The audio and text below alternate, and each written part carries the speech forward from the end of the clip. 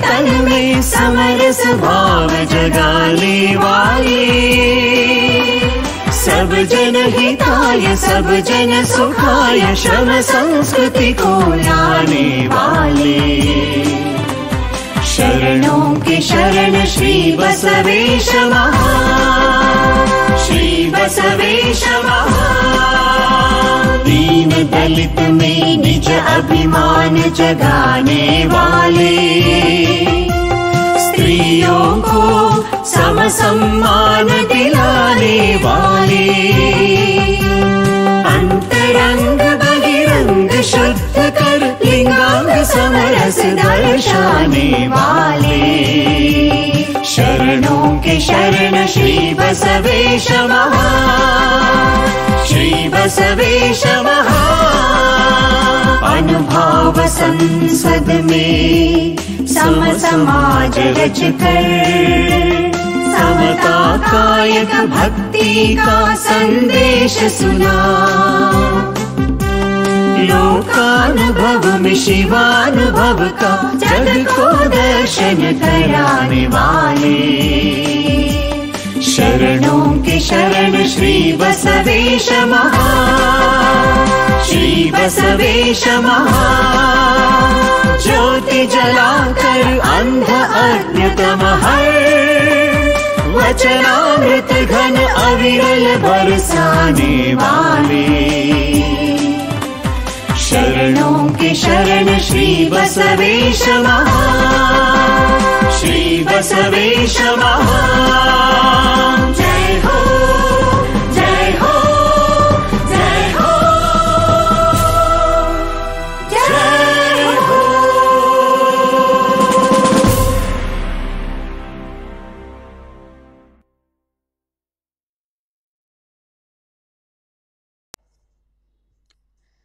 ಓಂ ಶ್ರೀ ಗುರು ಬಸವಲಿಂಗಾಯ ನಮಃ. ಬಸವ ಸಮಿತಿ ಬೆಂಗಳೂರು, ಕಲಬುರಗಿ, ಧಾರವಾಡ ಆನ್ಲೈನ್ ಅರಿವಿನ ಮನೆಯ ಸದ್ಭಾವನಾ ಮಾಲಿಕೆಯ 18ನೇ ಕಾರ್ಯಕ್ರಮಕ್ಕೆ ಎಲ್ಲರಿಗೂ ಶರಣು ಶರಣಾರ್ಥಿ. ಇವತ್ತಿನ ವಿಷಯ ಮಹಾ ಮಾನವತಾವಾದಿ ಬಸವಣ್ಣನವರು ಮತ್ತು ರಾಷ್ಟ್ರಕವಿ ಕುವೆಂಪುರವರ ಸಮಾನ ಚಿಂತನೆಗಳು. ಈ ಕಾರ್ಯಕ್ರಮವನ್ನು ಈ ದಿನದ ಅನುಭವ ನೀಡುತ್ತಿರುವ ಡಾಕ್ಟರ್ ಬೈರಮಂಗಲ ರಾಮೇಗೌಡರು, ಹಿರಿಯ ಸಾಹಿತಿಗಳು ಹಾಗೂ ವಿಮರ್ಶಕರು, ಬೆಂಗಳೂರು, ಇವರಿಗೆ ಬಸವ ಸಮಿತಿಯ ಪರವಾಗಿ ಹೃತ್ಪೂರ್ವಕವಾದ ಸ್ವಾಗತಗಳನ್ನು ಕೋರುತ್ತೇನೆ. ಈ ದಿನದ ಕಾರ್ಯಕ್ರಮದ ಆಶೀರ್ವಚನವನ್ನು ನೀಡುತ್ತಿರುವ ಪೂಜ್ಯ ಶ್ರೀ ಶಿವರುದ್ರ ಸ್ವಾಮೀಜಿಗಳು, ಬೇಲಿಮಠಾಧ್ಯಕ್ಷರು, ಇವರಿಗೂ ಆದರದ ಸ್ವಾಗತ. ಹಾಗೂ ಈ ಕಾರ್ಯಕ್ರಮವನ್ನು ಆನ್ಲೈನ್ ಮೂಲಕ ವೀಕ್ಷಿಸುತ್ತಿರುವ ಹಾಗೂ ಉಪಸ್ಥಿತಿರುವ ಎಲ್ಲ ಶರಣ ಬಂಧುಗಳಿಗೆ ಶರಣು ಶರಣಾರ್ಥಿ. ಇಂದಿನ ಅನುಭವ ನೀಡುತ್ತಿರುವ ಡಾಕ್ಟರ್ ಬೈರಮಂಗಲ ರಾಮೇಗೌಡರ ಕಿರುಪರಿಚಯ. ಡಾಕ್ಟರ್ ಬೈರಮಂಗಲ ರಾಮೇಗೌಡರು ಕನ್ನಡ ಪ್ರಾಧ್ಯಾಪಕರು, ವಿಮರ್ಶಕರು, ಕನ್ನಡ ಚಿಂತಕರು ಹಾಗೂ ಕುವೆಂಪು ವಿಚಾರ ಪ್ರಚಾರಕರು. ಇವರ ಜನನ 1955 ಜೂನ್ 1ರಂದು ಬೈರಮಂಗಲದ ರಾಮನಗರ ಜಿಲ್ಲೆಯಲ್ಲಿ ಆಯಿತು. ಕುವೆಂಪು ಕಾವ್ಯ ಒಂದು ಅಧ್ಯಯನ ಈ ವಿಷಯದ ಕುರಿತು ಸಂಶೋಧನೆಗೆ ಮೈಸೂರು ವಿಶ್ವವಿದ್ಯಾನಿಲಯದಿಂದ 1999ರಲ್ಲಿ PhD ಪದವಿಗೆ ಭಾಜನರಾಗಿದ್ದಾರೆ. ಡಾಕ್ಟರ್ ಬೈರಮಂಗಲ ರಾಮೇಗೌಡರ ಪ್ರಕಟಿತ ಕೃತಿಗಳಲ್ಲಿ ವಿಮರ್ಶೆಗಳು, ಕಥಾ ಸಂಕಲನಗಳು, ವ್ಯಕ್ತಿಚಿತ್ರಗಳು, ಜಾನಪದ ಸಾಹಿತ್ಯ, ಈ ಎಲ್ಲ ಕ್ಷೇತ್ರಕ್ಕೆ ಇವರ ಕೊಡುಗೆ ಅಪಾರ. ಇವುಗಳ ಪಟ್ಟಿಗೆ ರಸಲಹರಿ, ರಸಾಯನ, ಸಿಂಧೂರ, ಕೆಂಗಲ್ ಹನುಮಂತಯ್ಯ, ಹಡಪದ ಅಪ್ಪಣ್ಣ, ಈ ಪರಿಯ ಸೊಬಗು, ಜಾನಪದ ದರ್ಶನ, ಜಗತ್ತಿನ ಜನಪದ ಕಥೆಗಳು ಮುಂತಾದವುಗಳ ಸೇರುತ್ತವೆ. ಡಾಕ್ಟರ್ ಬೈರಮಂಗಲ ರಾಮೇಗೌಡರು ಸಾಹಿತ್ಯ ಕ್ಷೇತ್ರಕ್ಕೆ ನೀಡಿರುವ ಕೊಡುಗೆ ಅಪಾರ. ಇವರ ಸಂಪಾದನೆಯ ಸಾಲಿಗೆ ಅನೇಕ ಲೇಖನಗಳು, ಅಭಿನಂದನಾ ಗ್ರಂಥಗಳು, ಸ್ಮರಣ ಸಂಚಿಕೆಗಳು, ಕಥಾ ಸಂಕಲನಗಳು, ಮಕ್ಕಳ ಕಥೆಗಳು, ಪ್ರಮುಖ ಪತ್ರಿಕೆಗಳಲ್ಲಿ ಕಥೆಗಳು, ಕವಿತೆಗಳು, ವಿಮರ್ಶೆಗಳು, ಅಂಕಣ ಬರಹಗಳು ಪ್ರಕಟಿತಗೊಂಡಿವೆ. ಇವರ ಸಂಪಾದನೆಯ ಸಾಲಿಗೆ ಸೇರಿರುವ ಕೆಲವು ಕೃತಿಗಳ ಪಟ್ಟಿ: ನುಡಿಗಂಧ, ರಾಯಶಕ್ತಿ, ಸಮಾಲೋಕ, ಸರ್ವೋದಯ, ಕರ್ಮಯೋಗಿ, ರಾಜಧಾನಿ, ಸ್ಮರಣ ಸಂಚಿಕೆ, ಮಹಾನಗರಿ, ಬೆಂಗಳೂರು ಬಾಗಿನ, ಬೆಂಗಳೂರು ಬೆಡಗು, ವರ್ತಮಾನದ ಕಥೆಗಳು, ತೆನಾಲಿರಾಮ, ಈ ಪ್ರಸಿದ್ಧ ಕಥೆಗಳು ಮುಂತಾದವುಗಳು.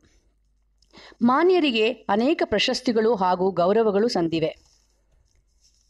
ಅವುಗಳಲ್ಲಿ ಕೆಲವು: Karnataka water resource research and development ಕೌನ್ಸಿಲ್ನಿಂದ ಭೀಷ್ಮ ಬಿರುದು, ಕನ್ನಡ ರಾಜ್ಯೋತ್ಸವಾಚರಣೆಯ ಸಂದರ್ಭದಲ್ಲಿ ಕರ್ನಾಟಕ ರಾಜ್ಯ ರಸ್ತೆ ಸಾರಿಗೆ ನಿಗಮ ರಾಮನಗರ ವಿಭಾಗದ ಕನ್ನಡ ಕ್ರಿಯಾ ಸಮಿತಿಯಿಂದ ಸಾಹಿತ್ಯ ಕೌಸ್ತುಭ ಪ್ರಶಸ್ತಿ, ಬೆಂಗಳೂರಿನ ಕುವೆಂಪು ಆದರ್ಶ ಗೆಳೆಯರ ಬಳಗದಿಂದ ಸಾಹಿತ್ಯ ರತ್ನ ಪ್ರಶಸ್ತಿ, ಮೈಸೂರಿನ ಕುವೆಂಪು ವಿದ್ಯಾವರ್ಧಕ ಟ್ರಸ್ಟ್ ಮತ್ತು ದೇಜಾಗಾಂವ್ ಟ್ರಸ್ಟ್ನಿಂದ ವಿಶ್ವಮಾನವ ಪ್ರಶಸ್ತಿ, ಚಿತ್ರದುರ್ಗ ಮುರುಘಾ ಮಠದ ಮುರುಘಾಶ್ರೀ ಪ್ರಶಸ್ತಿ, ಬೃಹತ್ ಬೆಂಗಳೂರು ಮಹಾನಗರ ಪಾಲಿಕೆಯ ನಾಡಪ್ರಭು ಕೆಂಪೇಗೌಡ ಪ್ರಶಸ್ತಿ, ಕರ್ನಾಟಕ ಸಾಂಸ್ಕೃತಿಕ ಅಕಾಡೆಮಿಯಿಂದ ಮೊದಲ ಕರ್ನಾಟಕ ರತ್ನಶ್ರೀ ಪ್ರಶಸ್ತಿ, ನವಭಾರತ ಉದಯ ಪ್ರತಿಷ್ಠಾನ ಕನ್ನಡ ಡಿಂಡಿಮ ಪ್ರಶಸ್ತಿ, ಅಕ್ಷರ ಐಸಿರಿ, ಅಖಿಲ ಕರ್ನಾಟಕ ವಿಚಾರವಾದಿ ಸಂಘದ ಕರ್ನಾಟಕ ಮಹಾವಿಚಾರ ರತ್ನ ಪ್ರಶಸ್ತಿ, ಹೀಗೆ ಹಲವಾರು.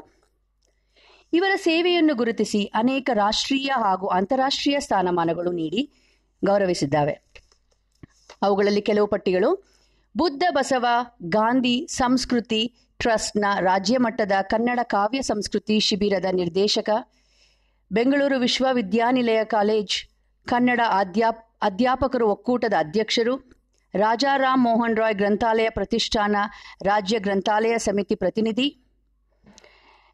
ಅಂತಾರಾಷ್ಟ್ರೀಯ ಸಾಂಸ್ಕೃತಿಕ ಉತ್ಸವದಲ್ಲಿ ಭಾಗವಹಿಸುವ ಸಲುವಾಗಿ ಭೂತಾನ್ ಪ್ರವಾಸ, ಅರೇಬಿಯಾ ಒಕ್ಕೂಟ ರಾಷ್ಟ್ರ ಬಹ್ರೈನ್ನಲ್ಲಿ ಕನ್ನಡ ಸಾಹಿತ್ಯ ಪರಿಷತ್ತು ಆಯೋಜಿಸಿದ ಪ್ರಥಮ ಅಂತಾರಾಷ್ಟ್ರೀಯ ಕನ್ನಡ ಸಾಹಿತ್ಯ ಸಮ್ಮೇಳನದ ಸಂವಾದಗೋಷ್ಠಿಯಲ್ಲಿ ವಿಚಾರ ಮಂಡನೆ, ನಿರ್ದೇಶಕ, ಭಾರತ್ ಗೃಹ ನಿರ್ಮಾಣ ಸಹಕಾರ ಸಂಘ, ಹೀಗೆ ಹಲವು ಇವರ ಸ್ಥಾನಮಾನಗಳಲ್ಲಿ ಇವರಿಗೆ ದೊರಕಿದ್ದೆ. ಈ ದಿನದ ಕಾರ್ಯಕ್ರಮದ ಅನುಭವ ನೀಡಲು ಡಾಕ್ಟರ್ ಬೈರಮಂಗಲ ರಾಮೇಗೌಡರನ್ನು ವೇದಿಕೆಯ ಮೇಲೆ ಸ್ವಾಗತಿಸುತ್ತೇನೆ.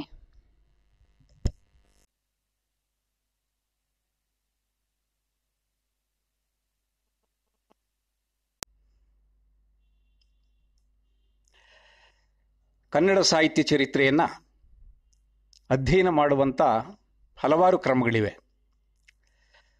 ಆ ಕ್ರಮಗಳಲ್ಲಿ ಬಹಳ ಮುಖ್ಯವಾದದ್ದು ಒಂದೊಂದು ಕಾಲಘಟ್ಟದಲ್ಲಿ ಪ್ರಾತಿನಿಧಿಕವಾಗಿರುವಂಥ ಕಾವ್ಯಗಳನ್ನು ರಚನೆ ಮಾಡಿ ಮುಂದಿನ ಅನೇಕ ಶತಮಾನಗಳವರೆಗೆ ಅಸಾಧಾರಣವಾಗಿರುವಂಥ ಪ್ರಭಾವವನ್ನು ಬೀರಿರುವಂಥ ಕವಿಯನ್ನು ಒಬ್ಬ ಯುಗದರ್ಶಿಯಾದ ಯುಗಧರ್ಮವನ್ನು ಮೈದುಂಬಿಕೊಂಡಿರುವಂಥ ಒಬ್ಬ ಕವಿ ಅಂತ ಭಾವಿಸಿ ಆ ಕವಿಯನ್ನು ಯುಗ ನಿರ್ಮಾಪಕ ಶಕ್ತಿ ಅಂತ ಭಾವಿಸಿ ಆ ಹೆಸರಿನಲ್ಲಿ ಒಂದು ಕಾಲಘಟ್ಟವನ್ನು ಗುರುತಿಸುವಂಥ ಕೆಲಸವನ್ನು ಕನ್ನಡ ಸಾಹಿತ್ಯ ಚರಿತ್ರೆಯಲ್ಲಿ ಮಾಡ್ತಾ ಬರಲಾಗ್ತಿದೆ.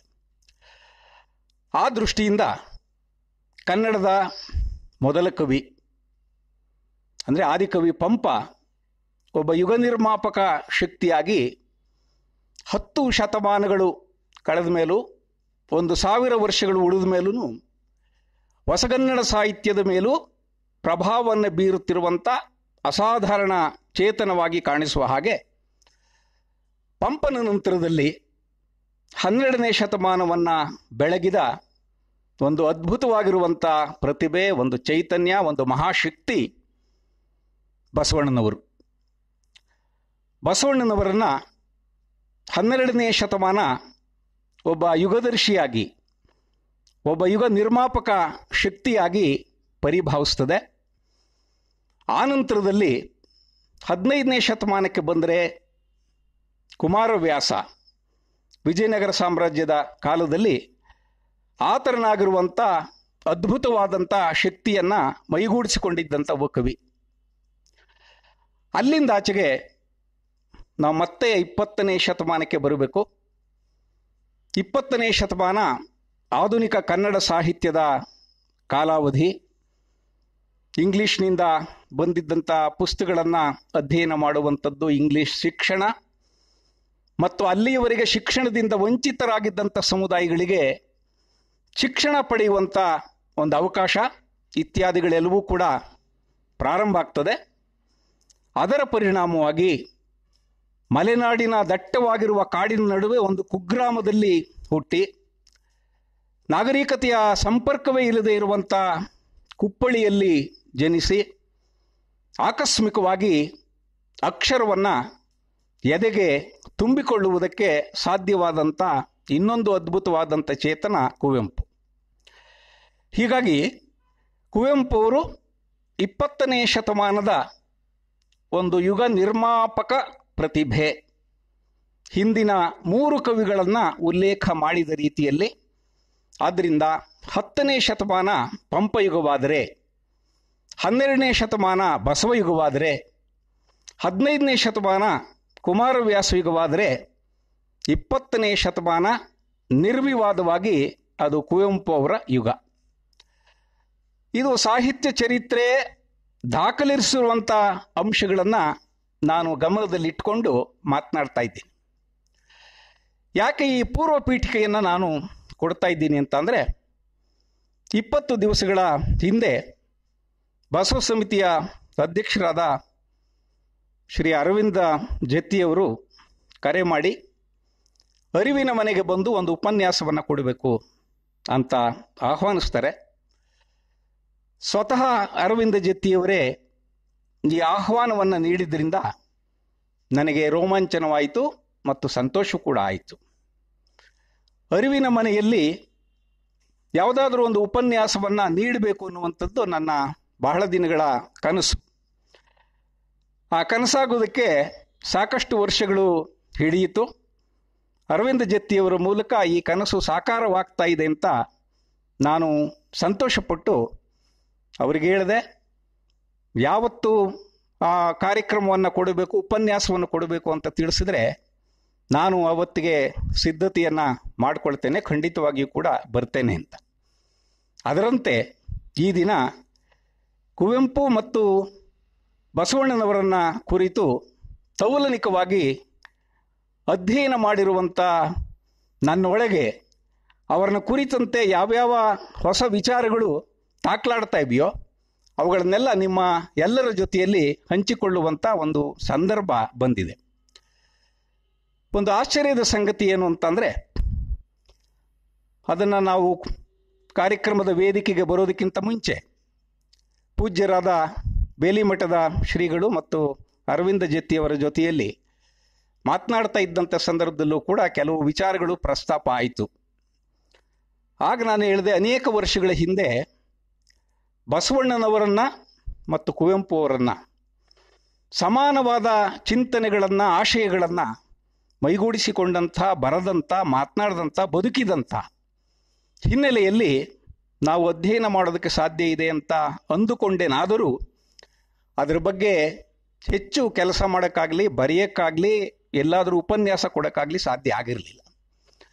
ಅಂಥ ಒಂದು ಅವಕಾಶವನ್ನು ಅರವಿಂದ ಜತ್ತಿಯವರು ವಿಷಯ ಪ್ರಸ್ತಾಪ ಮಾಡಿದಂಥ ಸಂದರ್ಭದಲ್ಲಿ, ನೋಡಿ ಈ ರೀತಿ ಹೊಸ ವಿಚಾರಗಳೇನಾದರೂ ಇದ್ದರೆ ಚೆನ್ನಾಗಿರ್ತದೆ, ಕುವೆಂಪು ಅವರನ್ನು ಬಸವಣ್ಣನವರ ಜೊತೆಯಲ್ಲಿ ಇಟ್ಟು ನೋಡುವುದಕ್ಕೆ ಸಾಧ್ಯ ಆಗೋದಾದರೆ ಹೇಗೆ?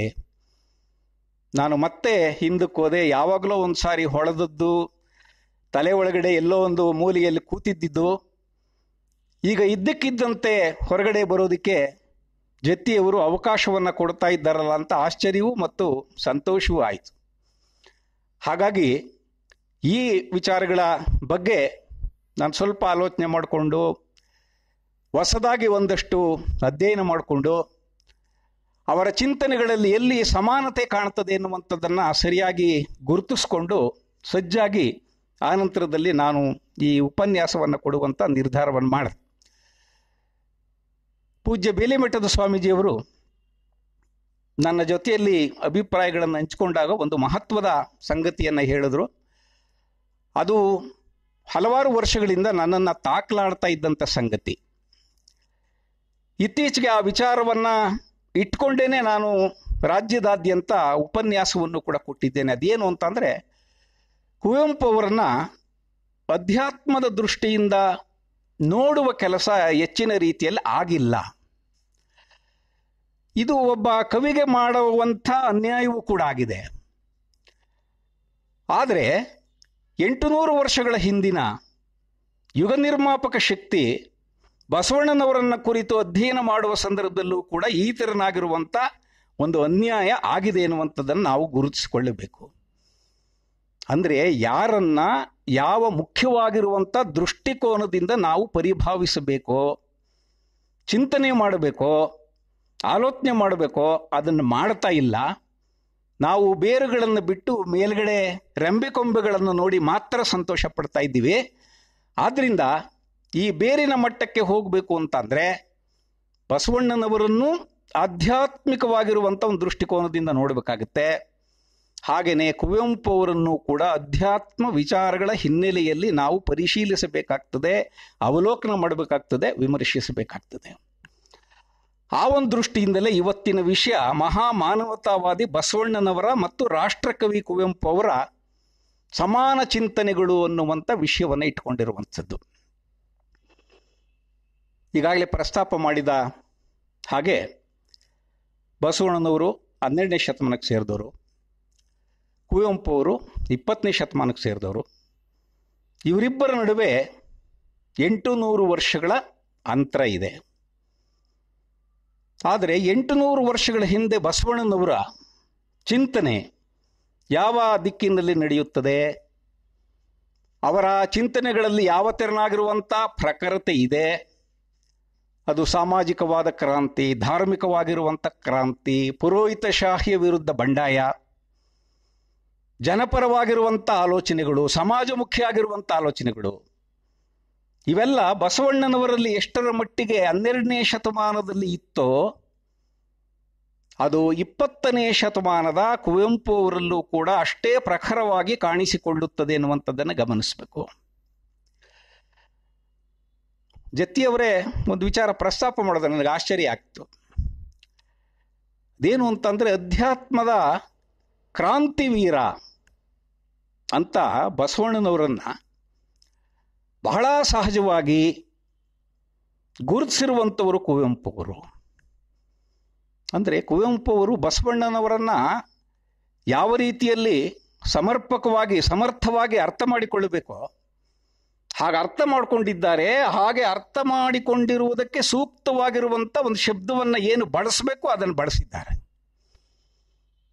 ಅನೇಕ ಸಾರಿ ಭಾಷಣಕಾರರು, ಉಪನ್ಯಾಸಕಾರರು ಮಾತನಾಡ್ತಾರೆ, ಯಾವುದೋ ಒಂದು ವಿಚಾರದ ಬಗ್ಗೆ ತಮ್ಮ ಆಲೋಚನೆಗಳನ್ನು, ತಮ್ಮ ಅಧ್ಯಯನವನ್ನು ಹಂಚಿಕೊಳ್ತಾರೆ.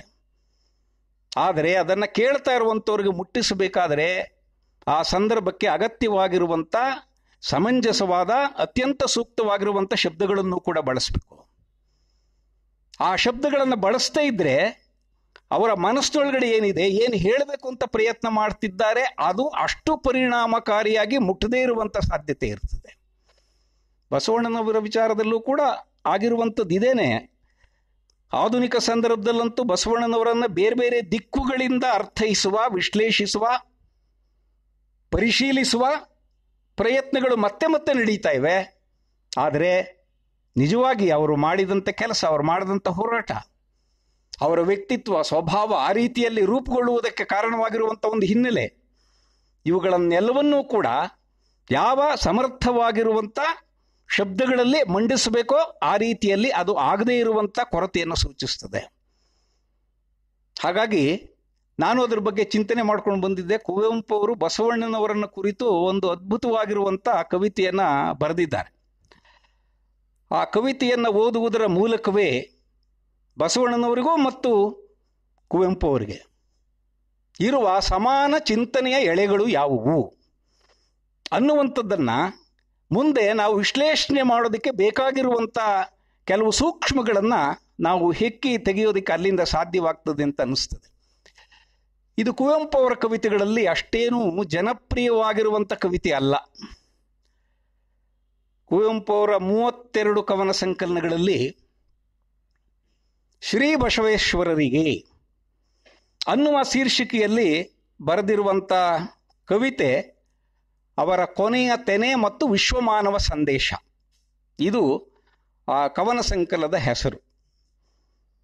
ಕೊಳಲು, ಅಗ್ನಿಹಂಸ ಇತ್ಯಾದಿಗಳೆಲ್ಲ ಪ್ರಾರಂಭ ಆಗಿ ರಾಮಾಯಣ ದರ್ಶನಂವರೆಗೆ ಬಂದು, ರಾಮಾಯಣ ದರ್ಶನಂ ಬರೆದಾದ ಮೇಲೂ ಕೂಡ ಹಲವಾರು ಕವಿತೆಗಳನ್ನು ಬರೆದು ಹೆಚ್ಚು ಕಡಿಮೆ ಇನ್ನು ಬರೆಯುವುದಕ್ಕೆ ಸಾಧ್ಯವೇ ಇಲ್ಲ ಅನ್ನುವ ಹಂತಕ್ಕೆ ಕುವೆಂಪು ಅವರು ತಲುಪುವವರೆಗೆ ಒಂದೊಂದು ಕವಿತೆಗಳನ್ನು ಬರೆದು 1981ರಲ್ಲಿ ಈ ಕೊನೆಯ ತೆನೆ ಮತ್ತು ವಿಶ್ವಮಾನವ ಸಂದೇಶ ಅನ್ನುವಂಥ ಅವರ ಕೊನೆಯ ಕವನ ಸಂಕಲನವನ್ನು ಪ್ರಕಟಿಸ್ತಾರೆ. ಆ ಕೊನೆಯ ಕವನ ಸಂಕಲನದಲ್ಲಿ ಪ್ರಕಟಿಸಿರುವಂಥ ಶ್ರೀ ಬಸವೇಶ್ವರರಿಗೆ ಅನ್ನುವಂಥ ಈ ಕವಿತೆ 1968ರಷ್ಟು ಹಿಂದೆ ಬರೆದದ್ದು. ಒಂದು ಕವನ ಸಂಕಲನದಲ್ಲಿ 50, 60, 70 ಕೆಲವು ಸಾರಿ 100 ಕವಿತೆಗಳಿರ್ತವೆ. ಆದರೆ ಅವೆಲ್ಲವೂ ಕೂಡ ಒಂದೇ ದಿವಸ ಅಥವಾ ಒಂದೇ ತಿಂಗಳಲ್ಲಿ ಬರೆದಂಥವುಗಳಲ್ಲ. ಬೇರೆ ಬೇರೆ ದಿನಾಂಕಗಳಲ್ಲಿ ಬರೆದಿರ್ತಾರೆ, ಬೇರೆ ಬೇರೆ ತಿಂಗಳುಗಳಲ್ಲಿ ಬರೆದಿರ್ತಾರೆ.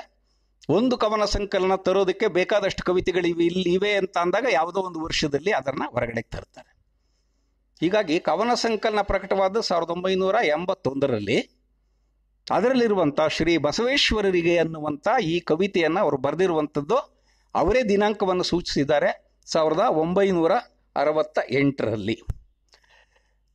ಬಸವಣ್ಣನವರನ್ನು ಕುರಿತು ಕುವೆಂಪು ಅವರಿಗೆ ಇದ್ದಂಥ ಪ್ರೀತಿ, ಅದಕ್ಕಿಂತ ಹೆಚ್ಚಾಗಿ ಭಕ್ತಿ, ಅದಕ್ಕೆ ಸರಿಮಿಗಿಲು ಅನ್ನುವ ರೀತಿಯಲ್ಲಿ ಗೌರವ, ಅಭಿಮಾನ, ಇವತ್ತು ನಾವೇನನ್ನ ಮಾಡಬೇಕು ಅಂತ ಹೊರಟಿದ್ದೀವೋ, ಸಮಾಜ ಬದಲಾವಣೆ ಮಾಡಬೇಕು ಅಂತ ಹೊರಟಿದ್ದೀವೋ, ಆ ಸಮಾಜ ಬದಲಾವಣೆಯನ್ನು 12ನೇ ಶತಮಾನದಲ್ಲೇ ಉದ್ಘಾಟನೆ ಮಾಡಿದಂಥವರು ಬಸವಣ್ಣನವರು. ನಾವೀಗೇನಿದ್ರು ಅದನ್ನು ಮುಂದುವರಿಸಬೇಕಷ್ಟೇ, ಇನ್ನೂ ಸಮರ್ಥವಾಗಿರುವಂಥ ರೀತಿಯಲ್ಲಿ ಅದನ್ನು ಮುಂದುವರಿಸಬೇಕು. ಅದಕ್ಕೆ ಬೇಕಾಗಿರುವಂಥ ಒಂದು ಮೂಲ ಭಿತ್ತಿ ಬಸವಣ್ಣನವರಲ್ಲಿ ಇದೆ ಎನ್ನುವಂಥದ್ದನ್ನು ಅವರು ಎಷ್ಟರ ಮಟ್ಟಿಗೆ ಅದರಲ್ಲಿ ಗುರುತಿಸಿದ್ದಾರೆ ಅಂತ ಅಂದರೆ 1-2 ನಿಮಿಷದಲ್ಲಿ ಆ ಪದ್ಯ ಎಲ್ಲರೂ ಕೇಳಿಸ್ಕೊಳ್ಬೇಕಾದಂಥ ಅಗತ್ಯ ಇದೆ.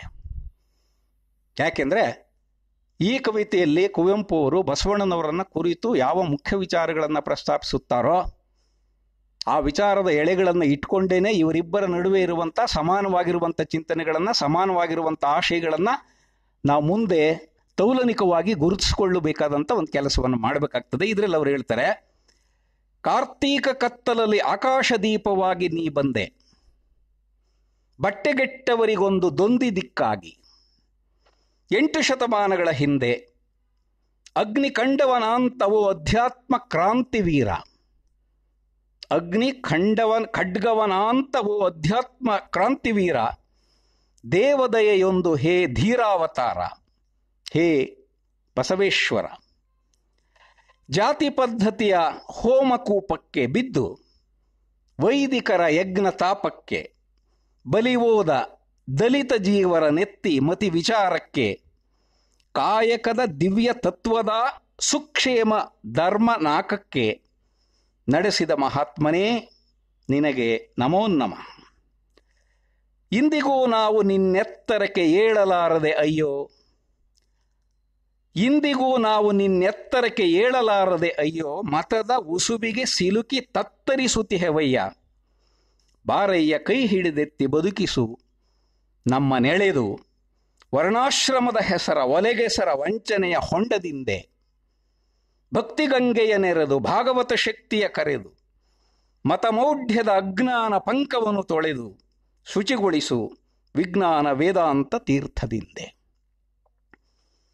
ಇದರಲ್ಲಿ ಬಸವಣ್ಣನವರ ವ್ಯಕ್ತಿತ್ವ ಮತ್ತು ಅವರ ಹೋರಾಟ, ಆ ಹೋರಾಟದ ಹಿಂದೆ ಅವರಿಗಿದ್ದಂಥ ಒಂದು ದಿಟ್ಟತನ, ಧೀರಶಕ್ತಿ, ಜಡ್ಡುಗಟ್ಟಿ ಹೋಗಿದ್ದಂಥ ಸಮಾಜ, ಮೌಢ್ಯದಲ್ಲಿ ಮಲೆತು ಹೋಗಿದ್ದಂಥ ಈ ಸಮಾಜಕ್ಕೆ ಅವರು ಆಕಾಶದೀಪದಂತೆ ಎತ್ತರದಿಂದ ಬೆಳಕನ್ನು ನೀಡಿದಂಥವರು. ಇದಕ್ಕೆ ಹಿನ್ನೆಲೆಯಾಗಿ ಬಸವಣ್ಣನವರು ಬಸವನ ಬಾಗೇವಾಡಿಯ ಒಂದು ಬ್ರಾಹ್ಮಣ ಸಮುದಾಯದಲ್ಲಿ ಹುಟ್ಟಿ 8ನೇ ವರ್ಷದಲ್ಲಿ ಅವರಿಗೆ ಉಪನಯನವಾಗಿ 16ನೇ ವರ್ಷದ ವೇಳೆಗೆ ಸುತ್ತಮುತ್ತಣ ಸಮಾಜವನ್ನು ಅವಲೋಕಿಸ್ತಾ ಒಂದು ವಿಶಿಷ್ಟವಾಗಿರುವಂಥ ಜ್ಞಾನ, ಪ್ರಗತಿಪರವಾಗಿರುವಂಥ ಆಲೋಚನೆಗಳು ಅವರ ಮನಸ್ಸಿನಲ್ಲಿ ಸ್ಫುರಿಸಿ, ಆನಂತರದಲ್ಲಿ ಅವರು ಕರ್ಮಣ್ಯದ ಸಂಕೇತವಾಗಿದ್ದಂಥ, ಅವರಿಗೆ ಧಾರಣೆ ಮಾಡಿಕೊಂಡಿದ್ದಂಥ, ಉಪನಯನದ ಸಂದರ್ಭದಲ್ಲಿ ಧಾರಣೆ ಮಾಡಿದ್ದಂಥ, ಜಾತಿ ಸೂಚಕವಾಗಿದ್ದಂಥ ಜನಿವಾರವನ್ನು ಕಿತ್ತೆಸೆದು ಆನಂತರದಲ್ಲಿ ಸಮಾಜದ ಕಡೆಗೆ ಅವರು ಕೆಲಸ ಶುರು ಮಾಡ್ತಾರೆ. ಮತ್ತೆ ಅಲ್ಲಿಂದ ಅವರು ಹಿಂದಿರುಗಿ ನೋಡುವುದಿಲ್ಲ.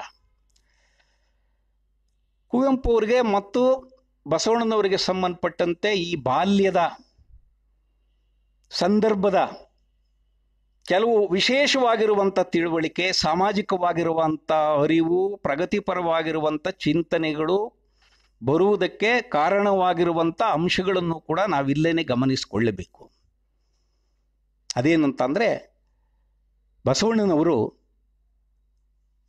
ಕ್ರಾಂತಿವೀರರಾಗಿ ರೂಪುಗೊಳ್ಳುವುದಕ್ಕೆ ಮುಂಚೆನೇ ಪುರೋಹಿತಶಾಹಿಯ ಕರ್ಮಠದ ಒಂದು ವಾತಾವರಣದಲ್ಲಿ ಎಷ್ಟರ ಮಟ್ಟಿಗೆ ಅವರ ಉಸಿರು ಕಟ್ಟಿ ಹೋಗುತ್ತಿತ್ತು.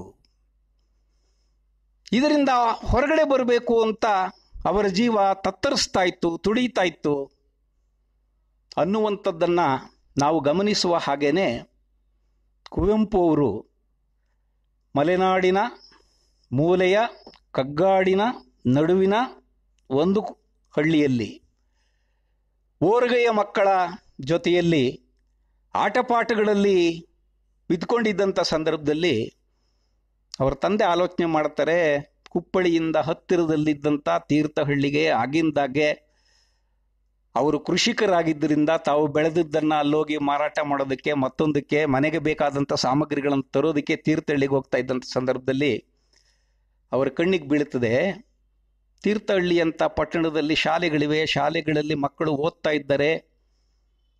ಹೀಗೆ ಓದಿದಂಥ ಮಕ್ಕಳು ಮುಂದೆ ದಿವಸ ವಿದ್ಯಾಭ್ಯಾಸವನ್ನು ಉನ್ನತ ಮಟ್ಟಕ್ಕೆ ಮಾಡಿಕೊಂಡು ಒಳ್ಳೆಯ ಉದ್ಯೋಗವನ್ನು ಸಂಪಾದನೆ ಮಾಡ್ಕೊಳ್ತಾರೆ, ಆ ಉದ್ಯೋಗದಿಂದ ಸಂಬಳವನ್ನು ಪಡೀತಾರೆ. ನಾವು ಎಷ್ಟು ಶತಮಾನಗಳು ಕಳೆದರೂ ಕೂಡ ಈ ಹಳ್ಳಿಯ ವಾತಾವರಣವನ್ನು ಬಿಟ್ಟು ಹೊರಗಡೆಗೆ ಬರದೇ ಇದ್ದರೆ, ನಮ್ಮ ಮಕ್ಕಳಿಗೆ ಶಿಕ್ಷಣ ಕೊಡಿಸ್ದೇ ಇದ್ದರೆ, ಶಿಕ್ಷಣದ ಮೂಲಕ ಅರಿವನ್ನು ಅವರು ಸಂಪಾದನೆ ಮಾಡ್ಕೊಳ್ದೇ ಇದ್ದರೆ, ನಮ್ಮಂತೆ ಇಲ್ಲಿ ತುಂಡು ಹೊಲವನ್ನು ಗೇಯ್ಮೆ ಮಾಡಿಕೊಂಡು ಹೀಗೇನೆ ಕಾಲ ಕಳಿಬೇಕಾಗ್ತದೆ.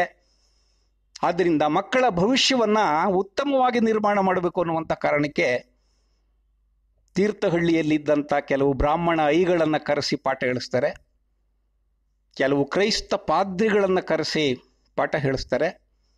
ಹೀಗೆ ಪಾಠ ಕಲಿತಾದ ಮೇಲೆ ಶಿಕ್ಷಣವನ್ನು, ಆರಂಭಿಕವಾಗಿರುವಂಥ ಶಿಕ್ಷಣವನ್ನು ಪಡೆದಾದ ಮೇಲೆ ಅವ್ರಿಗನ್ನಿಸ್ತದೆ ಈ ಮಲೆನಾಡಿನಲ್ಲಿ ಯಾವ್ಯಾವ ರೀತಿಯ ಮೌಢ್ಯಗಳೆಲ್ಲವೂ ಕೂಡ ಶತಶತಮಾನಗಳಿಂದ ಬೇರು ಬಿಟ್ಕೊಂಡಿರೋ ಹಂಗೆ ಕಾಣಿಸ್ತದೆ.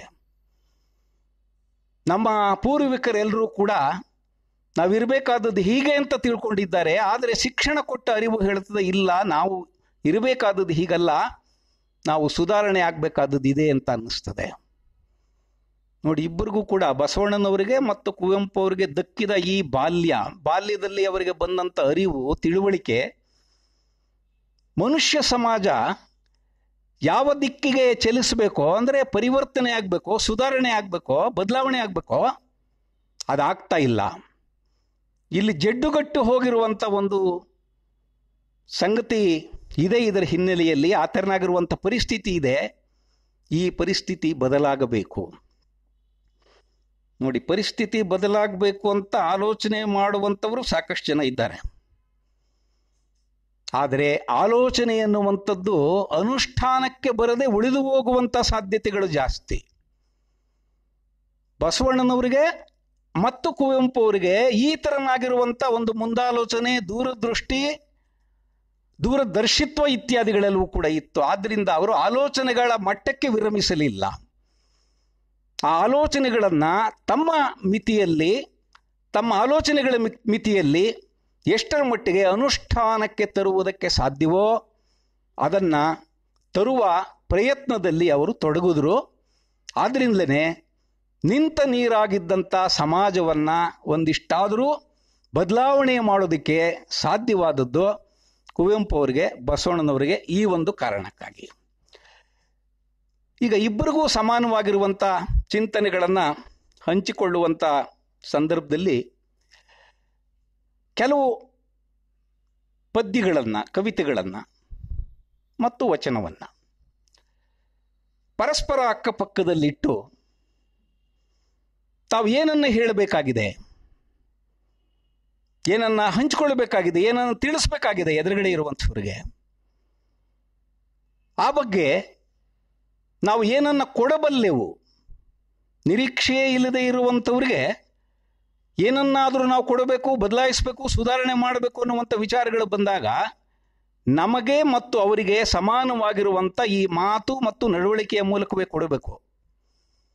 ಹಾಗೆ ಕೊಡಬೇಕಾದಂಥ ಸಂದರ್ಭದಲ್ಲಿ ಕೊಡುವವರಿಗೆ ನಾನೇನು ಹೇಳ್ತಾ ಇದ್ದೀನಿ, ನಾನು ಹೇಳುತ್ತಿರುವಂಥದ್ದು ಕೇಳಿಸಿಕೊಳ್ಳುತ್ತಿರುವವರಿಗೆ ಎಷ್ಟರ ಮಟ್ಟಿಗೆ ಮುಟ್ತಾ ಇದೆ, ಮುಟ್ಟಿಸ್ಬೇಕಾಗಿದೆ ಅನ್ನುವುದ್ರ ಬಗ್ಗೆ ಒಂದು ಖಚಿತತೆ ಇರಬೇಕು.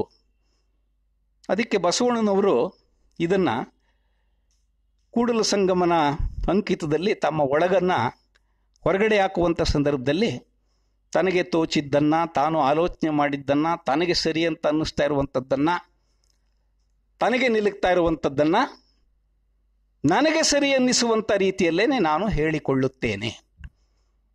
ಇದಕ್ಕೆ 10 ವಚನಗಳನ್ನು ನಾವು ಉದಾಹರಣೆಯಾಗಿ ಕೊಡ್ಬೋದು. ಅದು ಜನಪ್ರಿಯವಾಗಿರುವಂಥ ಒಂದು ವಚನ ಯಾವುದು ಅಂತ ಅಂದರೆ, ತಾಳಮಾನ ಸರಿಸವನರಿಯೇ, ಓಜೆ ಬಜಾವಣೆ ಲೆಕ್ಕವನರಿಯೇ, ಅಮೃತಗಣ ದೇವಗಣವನರಿಯೇ, ಕೂಡಲ ಸಂಗಮ ದೇವ ನಿನಗೆ ಕೇಳಿಲ್ಲವಾಗಿ ಆನುವಲಿದಂತೆ ಹಾಡುವೆ. ನೋಡಿ, ಆನುವಲಿದಂತೆ ಎದುರುಗಡೆ ಶಾಸ್ತ್ರವೋ ಸಂಪ್ರದಾಯವೋ ಎಷ್ಟೋ ಕಾಲದಿಂದ ನಡೆದುಕೊಂಡು ಬಂದಿದೆ, ಅದರ ಒಂದು ಮಾದರಿಯನ್ನು ಇಟ್ಟುಕೊಂಡು ನಾವು ಕೂಡ ಮುನ್ನಡೆಯಬೇಕು. ಈ ದಿಕ್ಕಿನಲ್ಲಿ ಆಲೋಚನೆ ಮಾಡ್ತಾ ಇರುವಂಥವರು, ಬದಲಾವಣೆಯ ಕಡೆಗೆ ಮನಸ್ಸು ಮಾಡುವುದಕ್ಕೂ ಸಾಧ್ಯ ಇಲ್ಲದೆ ಇರುವಂಥವರು, ಸುತ್ತಮುತ್ತ ಇರುವಂಥ ಸಂದರ್ಭದಲ್ಲಿ ಯಾರೋ ಒಬ್ಬರಿಗೆ ಹೀಗೆ ಒಳೆಯುತ್ತದೆ, ಹಾಗೆ ಒಳೆದವರು ಸ್ಪಷ್ಟವಾಗಿ ಅದನ್ನು ಅಭಿವ್ಯಕ್ತಿಸುತ್ತಾರೆ. ಹಾಗೆ ಅಭಿವ್ಯಕ್ತಿಸಿದ್ದನ್ನು ಸಮಾಜದ ಜೊತೆಯಲ್ಲಿ ಹಂಚಿಕೊಂಡು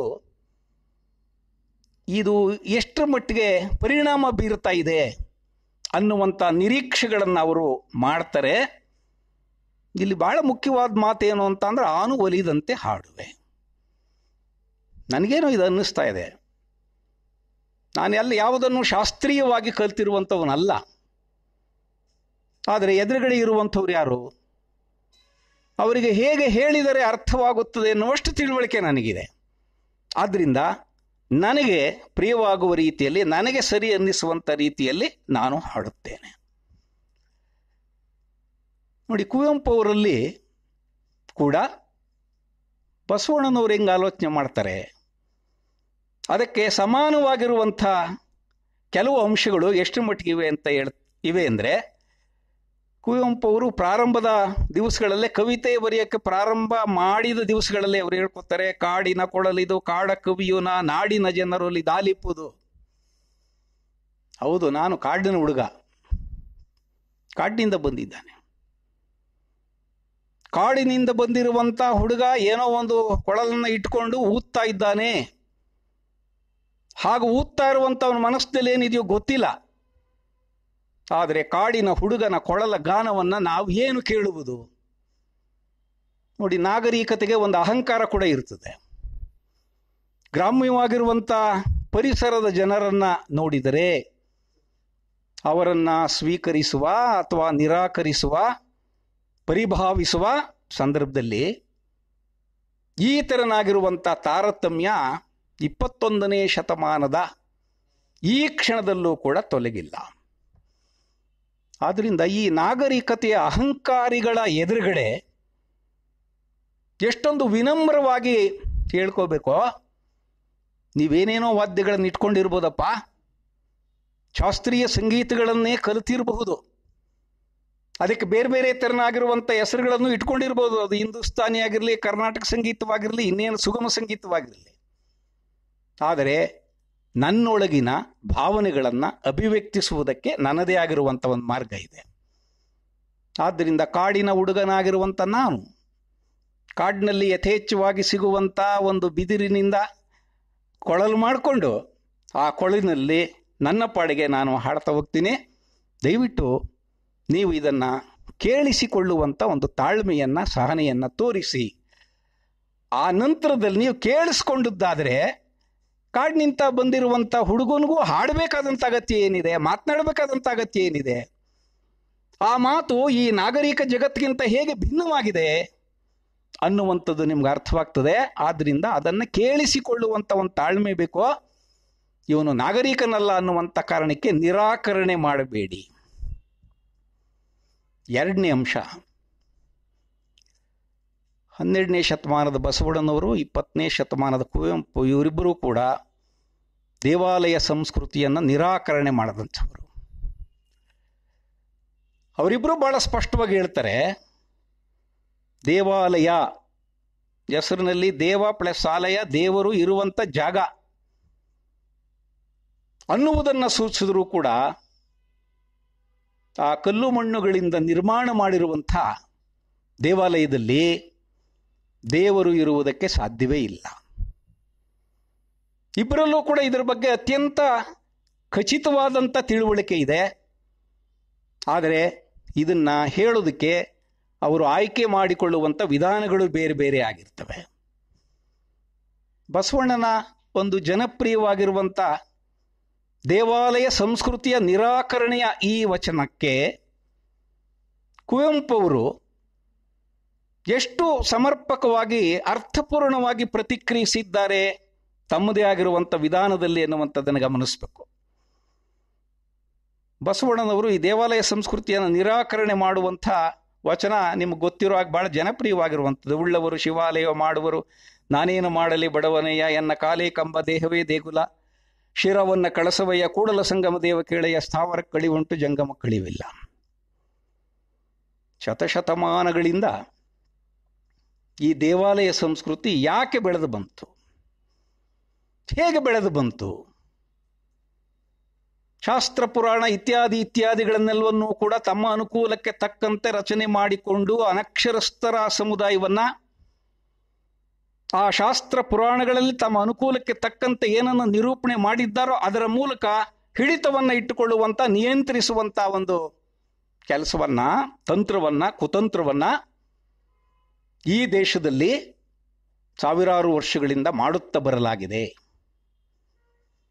ಇದನ್ನ ಸಮಾಜಕ್ಕೆ ಅರ್ಥ ಮಾಡಿಸ್ಕೊಡೋದಕ್ಕೆ ಬಸವಣ್ಣನೇ ಬರಬೇಕಾಯಿತು.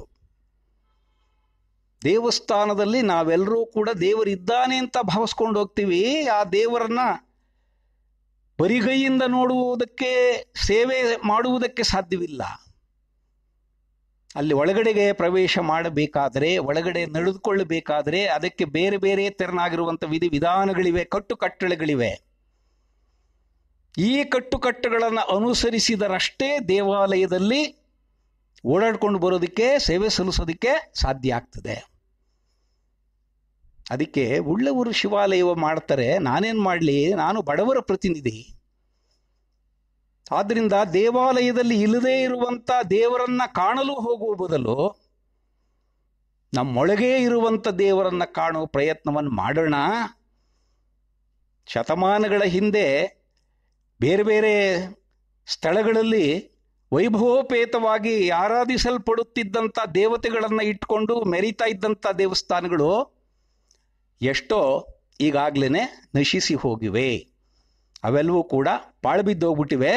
ಆದ್ದರಿಂದ ಸ್ಥಾವರದ ಸಂಕೇತವಾಗಿರುವಂಥ ದೇವಾಲಯವನ್ನು ನಿರಾಕರಿಸಿ ನಮ್ಮೊಳಗೇ ಇರುವಂಥ ದೇವರನ್ನು ಕಾಣುವಂಥ ಪ್ರಯತ್ನವನ್ನು ನಾವು ಇರುವ ಕಡೆಯೇ ಮಾಡೋಣ ಅನ್ನುವಂಥ ಸ್ಪಷ್ಟವಾಗಿರುವಂಥ ಮಾತುಗಳನ್ನು ಬಹಳ ಸರಳವಾದ ರೀತಿಯಲ್ಲಿ ಬಸವಣ್ಣನವರು ಹೇಳ್ತಾರೆ.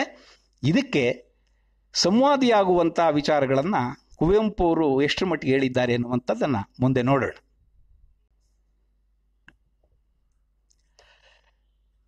ಕುವೆಂಪು ಅವ್ರದ್ದು ಕೂಡ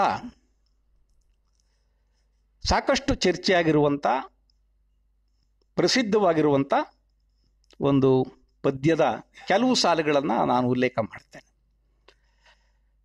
ಈಗಾಗಲೇ ನಾನು ಉಲ್ಲೇಖ ಮಾಡಿದ ಬಸವಣ್ಣನವರ ವಚನಕ್ಕೆ ಸಂವಾದಿಯಾಗಿ ಅವರು ಅದೇ ವಿಚಾರಗಳನ್ನು ಇನ್ನೊಂದು ರೀತಿಯಲ್ಲಿ ಪ್ರಸ್ತಾಪ ಮಾಡ್ತಾರೆ. ಆ ಕವಿತೆ, ಗುಡಿ ಚರ್ಚು ಮಸಜೀದಿಗಳ ಬಿಟ್ಟು ಹೊರಬನ್ನಿ, ಬಡತನವ ಬುಡಮಟ್ಟ ಕೀಳ ಬನ್ನಿ, ಮೌಢ್ಯತೆಯ ಮಾರಿಯನು ಹೊರದೂಡಲೈ ತನ್ನಿ, ವಿಜ್ಞಾನ ದೀವಿಗೆಯ ಹಿಡಿಯ ಬನ್ನಿ, ಸಿಲುಕದಿರಿ ಮತವೆಂಬ ಮೋಹದಜ್ಞಾನಕ್ಕೆ ಮತಿಯಿಂದ ದುಡಿಯಿರೈ ಲೋಕಹಿತಕ್ಕೆ, ಆ ಮತದ ಈ ಮತದ ಹಳೆ ಮತದ ಸಹವಾಸ ಸಾಕಿನ್ನು ಸೇರಿರೈ ಮನುಜ ಮತಕ್ಕೆ. ಅಂದರೆ 1968 ಸುಮಾರಿಗೆ ನಾನು ಮೊದಲೇ ಉಲ್ಲೇಖ ಮಾಡಿದ ಹಾಗೆ ವಿಶ್ವಮಾನವ ಸಂದೇಶವನ್ನು ಕುವೆಂಪು ಅವರು ಕೊಡ್ತಾರೆ.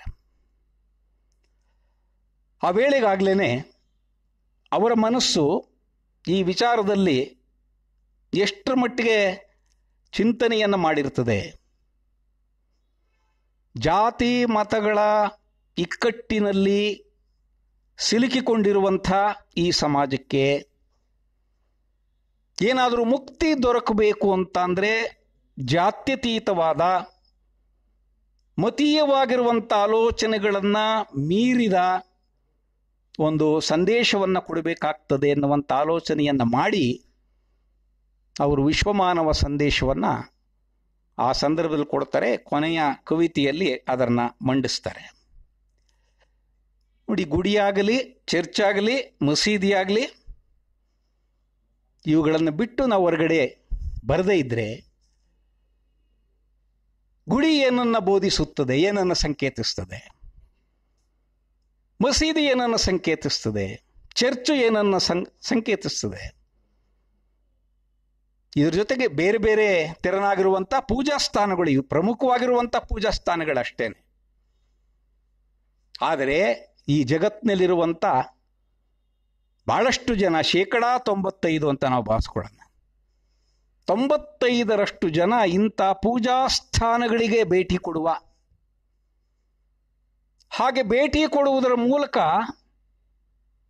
ನಾವು ಮಾಡಿದಂಥ ಪಾಪಗಳು ನಿವಾರಣೆ ಆಗ್ತವೆ ಅಂತಲೋ, ಪುಣ್ಯ ಸಂಪಾದನೆ ಆಗ್ತದೆ ಅಂತಲೋ, ಈಗಾಗಲೇ ವೇದಶಾಸ್ತ್ರ ಪುರಾಣಗಳಲ್ಲಿ ಏನನ್ನ ಮತ್ತೆ ಮತ್ತೆ ಹೇಳುತ್ತಾ ಬರಲಾಗಿದೆಯೋ ಆ ತೆರನಾಗಿರುವಂಥ ನಂಬಿಕೆಗಳನ್ನು, ಮೂಢನಂಬಿಕೆಗಳನ್ನು ಇಟ್ಕೊಂಡು ದೇವಸ್ಥಾನ, ಗುಡಿ, ಚರ್ಚು, ಮಸೀದಿ ಇತ್ಯಾದಿಗಳಿಗೆ ಭೇಟಿ ಕೊಡ್ತಾ ಇರುವಂಥವ್ರು. ಆದ್ದರಿಂದ ನೀವು ಅವುಗಳನ್ನು ಬಿಟ್ಟು ಹೊರಗಡೆಗೆ ಬರದೇ ಇದ್ದರೆ, ಪೂಜೆ ಪುನಸ್ಕಾರ ಆರಾಧನೆಗಳನ್ನು ಮಾಡುವುದ್ರ ಮೂಲಕ ನಮಗೇನೋ ಸಿಗ್ತದೆ ಅಂತ ನೀವೇ ನಂಬ್ಕೊಂಡಿದ್ದೀರಿ, ಭಾವಿಸ್ಕೊಂಡಿದ್ದೀರಿ, ಅದೆಲ್ಲವೂ ಕೂಡ ಹುಸಿ. ಇದು ನಿಮಗೆ ಅರ್ಥವಾಗಬೇಕಾದ್ರೆ ವಿಜ್ಞಾನ ದೀವಿಗೆ.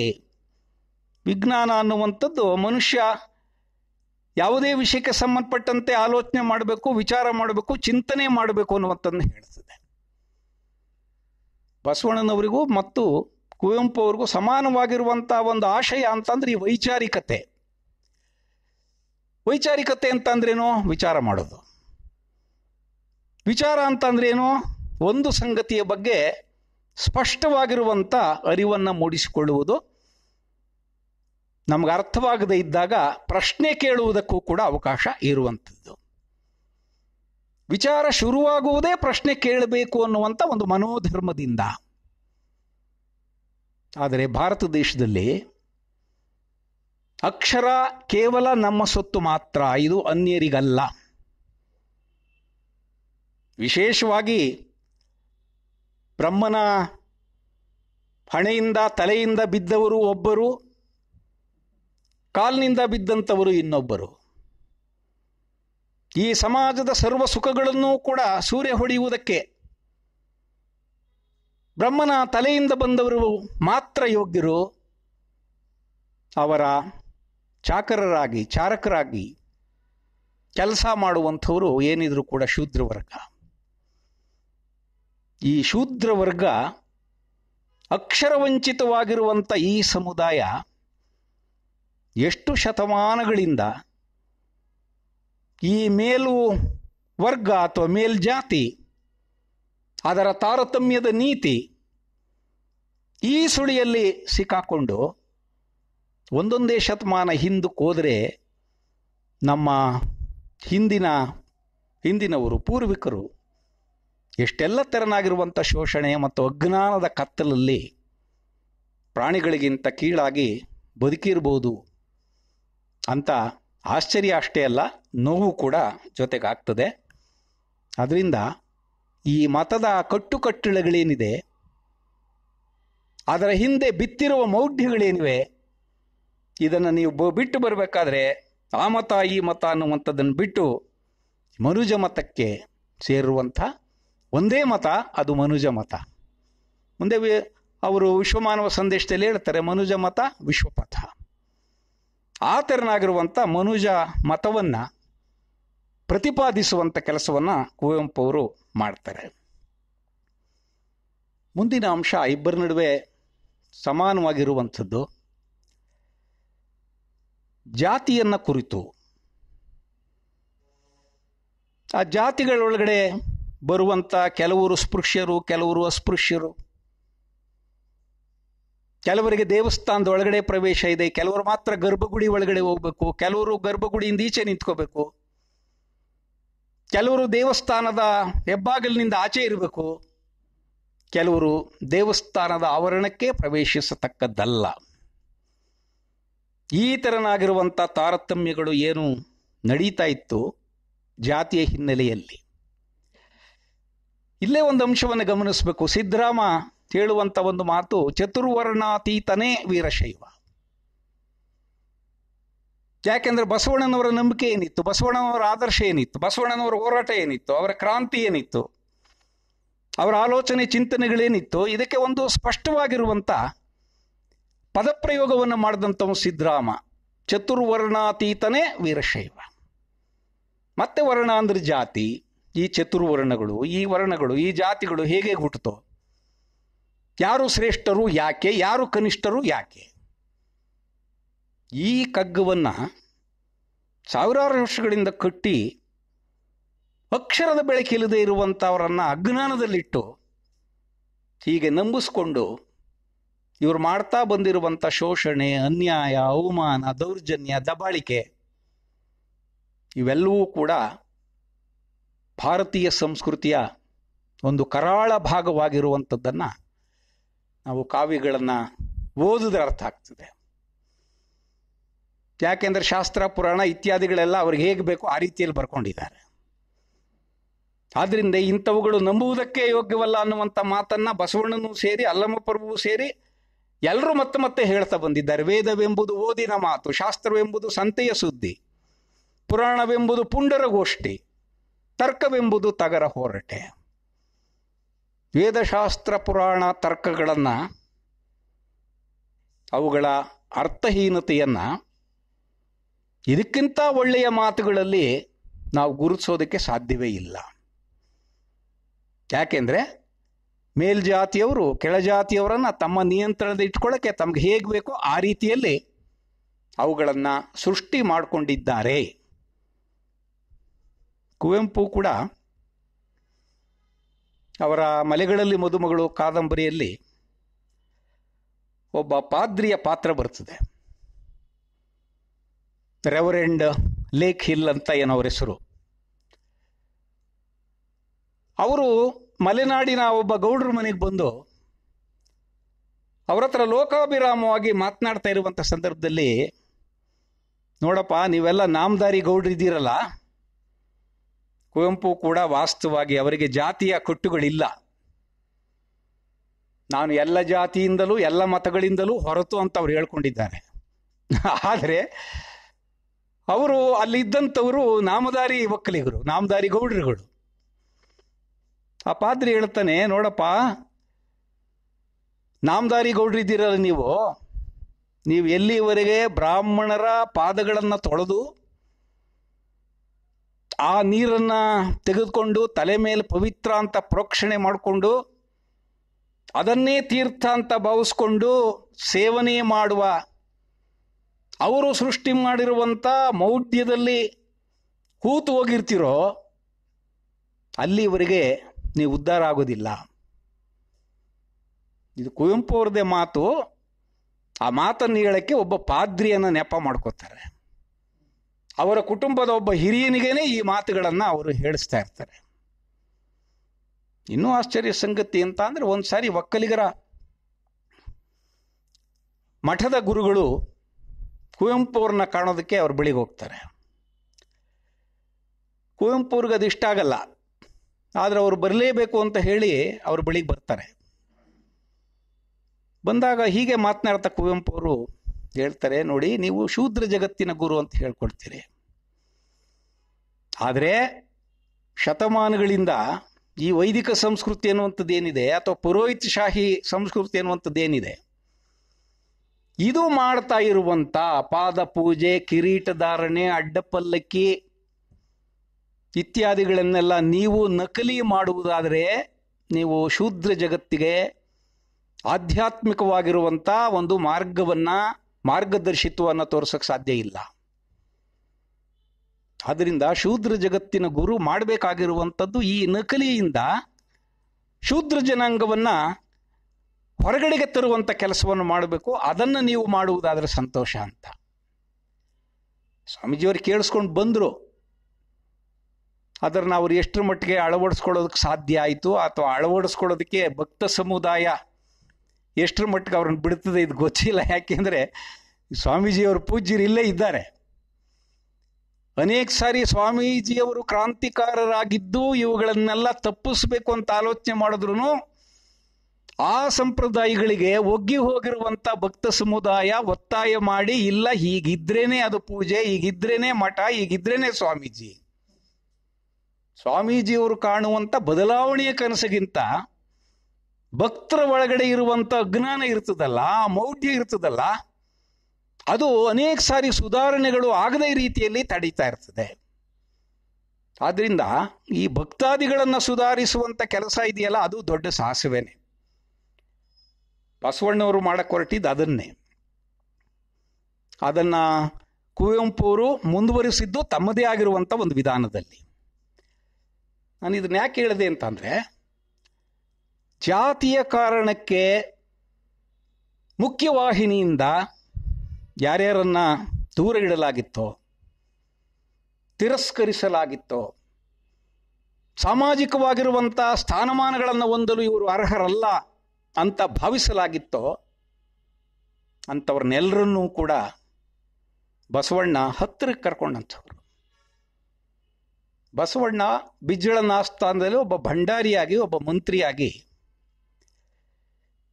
ಇವತ್ತಿನ ಮಂತ್ರಿಗಳು ಬಿಡಿ 800 ವರ್ಷಗಳ ನಂತರದಲ್ಲಿ ಬಸವಣ್ಣನವರ ಸಮಕಾಲೀನರಾಗಿದ್ದಂಥ ರಾಜಸ್ಥಾನಗಳಲ್ಲೇ ಮಂತ್ರಿಗಳು ನಡ್ಕೊಳ್ತಾ ಇದ್ದಂಥ ರೀತಿ ಬೇರೆ ಇತ್ತು. ಇವತ್ತು ಏನು ಕೆಟ್ಟ ಆದರ್ಶಗಳಿವೆ, ಅಧಿಕಾರದ ಎಲ್ಲ ಸುಖಗಳನ್ನು ತಮ್ಮ ಕಾಲಬುಡಕ್ಕೆ ತಂದುಕೊಳ್ಳುವ ತಂತ್ರೋಪಾಯಗಳನ್ನು ಪ್ರಯೋಗ ಮಾಡುವುದರಲ್ಲಿ ನಿಷ್ಣಾತರಾಗಿರುವಂಥವರು ಇವತ್ತಿನ ರಾಜಕಾರಣಿಗಳು. ಇದ್ರ ಜೊತೆಗೆ ಹಣ ಒಂದು ಕಡೆ, ಆಸ್ತಿ ಇನ್ನೊಂದು ಕಡೆ. ಮಿತಿಯೇ ಇಲ್ಲದಷ್ಟು ಆಸ್ತಿಯನ್ನ, ಹಣವನ್ನ ಮಾಡುವುದಕ್ಕೆ ಈ ಮಂತ್ರಿಗಿರಿಯನ್ನ ಯಾವ್ಯಾವ ರೀತಿಯಲ್ಲಿ ಬಳಸ್ಕೋಬೇಕು, ಎಷ್ಟರ ಮಟ್ಟಿಗೆ ಭ್ರಷ್ಟರನ್ನಾಗಿ ಮಾಡ್ಬೋದೋ ಅವೆಲ್ಲವನ್ನೂ ಕೂಡ ವ್ಯವಸ್ಥಿತವಾಗಿ ಮಾಡುವಂಥದ್ದೇ ಇವತ್ತಿನ ರಾಜಕಾರಣ. ಅದಕ್ಕೋಸ್ಕರವಾಗಿಯೇ ಜನರ ಬಗ್ಗೆ, ಸಮಾಜದ ಬಗ್ಗೆ ಆಲೋಚನೆ ಮಾಡುವಂಥ ರಾಜಕಾರಣಿಗಳ ದುರ್ಬೀನು ಹಾಕಿ ಹುಡುಕ್ಬೇಕಾದಂಥ ಪರಿಸ್ಥಿತಿ ಇದೆ. ರಾಜಕಾರಣದಲ್ಲಿ 10 ವರ್ಷಗಳಿಂದ 20 ವರ್ಷಗಳಿಂದ ಯಾರು ಆದರ್ಶ ನಾಯಕರು ಅಂತ ಅನಿಸ್ಕೊಳ್ತಿದ್ರು ಅಂಥ ಆದರ್ಶ ನಾಯಕರ ಪರಿಕಲ್ಪನೆ ಇವತ್ತಿಲ್ಲ. ಇದು ದುರಂತ. ಬಸವಣ್ಣನವರ ಕಾಲದಲ್ಲಿ ಕೂಡ ಈ ಕೆಟ್ಟ ಮಾದರಿಗಳು ಅವತ್ತಿನಿಂದಲೇ ಬೆಳವಣಿಗೆ ಆಗ್ತಾ ಬಂದಿದೆ. ಕಾಲಕ್ಕೆ ಅವರು ಪರಿವರ್ತನೆ ಆಗ್ತಾ ಬಂದಿದೆ. ಭ್ರಷ್ಟಾಚಾರವನ್ನು ಮಾಡುವುದರಲ್ಲಿ, ಸರ್ವ ಸುಖಗಳನ್ನು ಸೂರೆಗೊಳ್ಳುವುದರಲ್ಲಿ ಈ ಅಧಿಕಾರವನ್ನು ಎಷ್ಟರ ಮಟ್ಟಿಗೆ ದುರುಪಯೋಗ ಮಾಡ್ಕೋಬಹುದು ಅಥವಾ ಬಳಸ್ಕೋಬಹುದು. ಆದರೆ 12ನೇ ಶತಮಾನದ ರಾಜಪ್ರಭುತ್ವ ಏನಿತ್ತು ಬೇರೆ ಬೇರೆ ಸಾಮ್ರಾಜ್ಯಗಳಲ್ಲಿ, ಅಲ್ಲಿನ ಮಂತ್ರಿಗಳ ವರಸೆ ಏನಿತ್ತು, ತಂತ್ರಗಾರಿಕೆ ಏನಿತ್ತು, ಅವೆಲ್ಲವನ್ನೂ ಕೂಡ ಬಸವಣ್ಣನವರು ಬಿಡೋದಕ್ಕೆ ಸಾಧ್ಯವಾದದ್ದು, ಸಮಾಜಮುಖಿಯಾಗಿ ಆಲೋಚನೆ ಮಾಡಕ್ಕೆ ಸಾಧ್ಯವಾದದ್ದು, ಮನುಷ್ಯ ಪರವಾಗಿ ಆಲೋಚನೆ ಮಾಡಕ್ಕೆ ಸಾಧ್ಯವಾದದ್ದೇ ಅವರನ್ನ ಮಹಾ ಮಾನವತಾವಾದಿಯನ್ನಾಗಿ ಮಾಡಿತ್ತು ಅನ್ನುವಂಥದ್ದು ನಾವು ಗಮನಿಸಬೇಕು. ಯಾಕೆಂದ್ರೆ ಮಹಾ ಮಾನವತಾವಾದಿ ಅನ್ನುವಂಥದ್ದು ಕೆಲವು ಮಂತ್ರಿಗಳು ಅವರ ಶಿಷ್ಯರಿಗೆ ಹೇಳಿ ಅವರೇ ಬಿರುದುಗಳನ್ನು ಕೊಟ್ಟಿಸ್ಕೋತಾರಲ್ಲ ಆಳುವವರು. ಬಸವಣ್ಣನವರು ಆ ರೀತಿ ಮಾಡಿದವರಲ್ಲ. ಬಸವಣ್ಣವರು ಏನು ಆಡಿದರು, ಹೇಗೆ ನಡೆದುಕೊಂಡವರು ಅನ್ನುವಂಥದ್ದನ್ನ ಪ್ರಜ್ಞಾವಂತರಾಗಿರುವಂಥವ್ರನ್ನ ಗುರುಸಿ ಮಹಾಮಾನವತಾವಾದಿಯ ಒಂದು ದೊಡ್ಡ ಮಾದರಿ, ಒಂದು ಆದರ್ಶ ಬಸವಣ್ಣನವರಲ್ಲಿ ಇದೆ ಅಂತ ಅವರ ಕಾಲಾನಂತರದಲ್ಲಿ ಇದು ಗುರುತಿಸಲ್ಪಟ್ಟದ್ದು. ಬಿಜ್ಜಳನ ಸ್ಥಾನದಿಂದ ಹೊರಗಡೆಗೆ ಬಂದರೆ ಬಸವಣ್ಣನವರು ಅಸ್ಪೃಶ್ಯರ ಕೇರಿಗಳಿಗೆ ಹೋಗ್ತಾ ಇದ್ರು. ಈ ಕಾರಣಕ್ಕೆ ಬಿಜ್ಜಳ ಅಂದರೆ ಪ್ರಭುತ್ವದ ಸಂಕೇತ. ಬಿಜ್ಜಳ ರಾಜ, ಅವನು ಸುತ್ತಮುತ್ತ ಪುರೋಹಿತ ಶಾಹಿಗಳಿದ್ದಾರೆ. ಅವರು ರಾಜನನ್ನ ಓಲೈಸ್ತಾ ಇರ್ತಾರೆ, ಅವರನ್ನು ವಿರೋಧ ಮಾಡ್ಕೊಳ್ಳೋಕೆ ಸಾಧ್ಯ ಇಲ್ಲ. ಇಂಥ ಒಂದು ಪರಿಸ್ಥಿತಿಯಲ್ಲಿ ಬಸವಣ್ಣ ಮಂತ್ರಿಯಾಗಿದ್ದುಕೊಂಡು ಕೂಡ ಎಲ್ಲೋ ಅಸ್ಪೃಶ್ಯರ ಕೇರಿಗೆ ಹೋಗ್ತಾನೆ, ಸಂಬೋಳಿ ನಾಗಿದೇವನ ಮನೆಗೆ ಹೋಗ್ತಾನೆ, ಅವನನ್ನ ಕೈಯಲ್ಲಿ ಮುಟ್ತಾನೆ, ಅವನ ಜೊತೆಯಲ್ಲಿ ಕೂತ್ಕೊಂಡು ಊಟ ಮಾಡ್ತಾನೆ. ನೋಡಿ, ಸಹಪಂಕ್ತಿ ಭೋಜನದ ಮಾತುಗಳು ಕೂಡ ಮತ್ತೆ ಮತ್ತೆ ಚಲಾವಣೆಗೆ ಬಂದು, ನಮ್ಮಲ್ಲಿ ಚರ್ಚೆಗೆ ಬಂದು. ಯಾವುದನ್ನ ಮಾಡಕ್ಕೆ ಸಾಧ್ಯ ಆಗ್ತದೆ ಅದನ್ನ ಮಾಡಿ ತೋರಿಸಬೇಕು. ಕೇವಲ ಆಡಿ ನಡೆಯದೆ ಹೋದರೆ, ಸರ್ವಜ್ಞನಂತವನು ಕೂಡ ಹೇಳಿದನಲ್ಲ, ಆಡಿ ಮಾಡಿದವನು, ಆಡಿಯೂ ಮಾಡಿದವನು, ಇವ್ರನ್ನೆಲ್ಲ ಏನೇನು ಕರೀಬೇಕು ಅಂತ. ಬಸವಣ್ಣ ತನಗೇನು ಅನ್ನಿಸ್ತಾ ಇತ್ತು ಅದನ್ನು ಮಾಡ್ತಾ ಇದ್ದ. ಸರಿ ಅಂತ ಅನ್ನಿಸಿದ್ದನ್ನ ಮಾಡುವುದಕ್ಕೆ, ಆಡುವುದಕ್ಕೆ ಅವನು ಹಿಂದೆ ಮುಂದೆ ನೋಡ್ತಾ ಇರಲಿಲ್ಲ. ಇಂಥ ಪರಿಸ್ಥಿತಿಯಲ್ಲಿ ಅಸ್ಪೃಶ್ಯರನ್ನೇ ತನ್ನ ಬಂಧುಗಳು ಅಂತ ಭಾವಿಸ್ಕೊಂಡು ಈ ಅಸ್ಪೃಶ್ಯತೆಯ ಶಾಪವನ್ನ, ಈ ಪಾಪವನ್ನ ಕಳೆಯುವ ಎಲ್ಲ ಪ್ರಯತ್ನವನ್ನು ಒಬ್ಬ ಮಂತ್ರಿ ಅಧಿಕಾರವನ್ನು ಉಪಯೋಗಿಸಿಕೊಂಡು ಬಸವಣ್ಣ ಮಾಡಿದ್ದು ಆ ಸಂದರ್ಭದ ಒಂದು ದೊಡ್ಡ ಸಾಹಸ ಅಂತ ನನಗನ್ನಿಸ್ತದೆ. ಹಾಗೆ ಅವರ ಜೊತೆಯಲ್ಲಿ ಒಡನಾಡ್ತಾ ಇದ್ದಂಥ ಸಂದರ್ಭದಲ್ಲೇ ಪುರೋಹಿತ ಶಾಹಿ ಬಿಜ್ಜಳನ ಕಿವಿ ಕಚ್ಚಿ,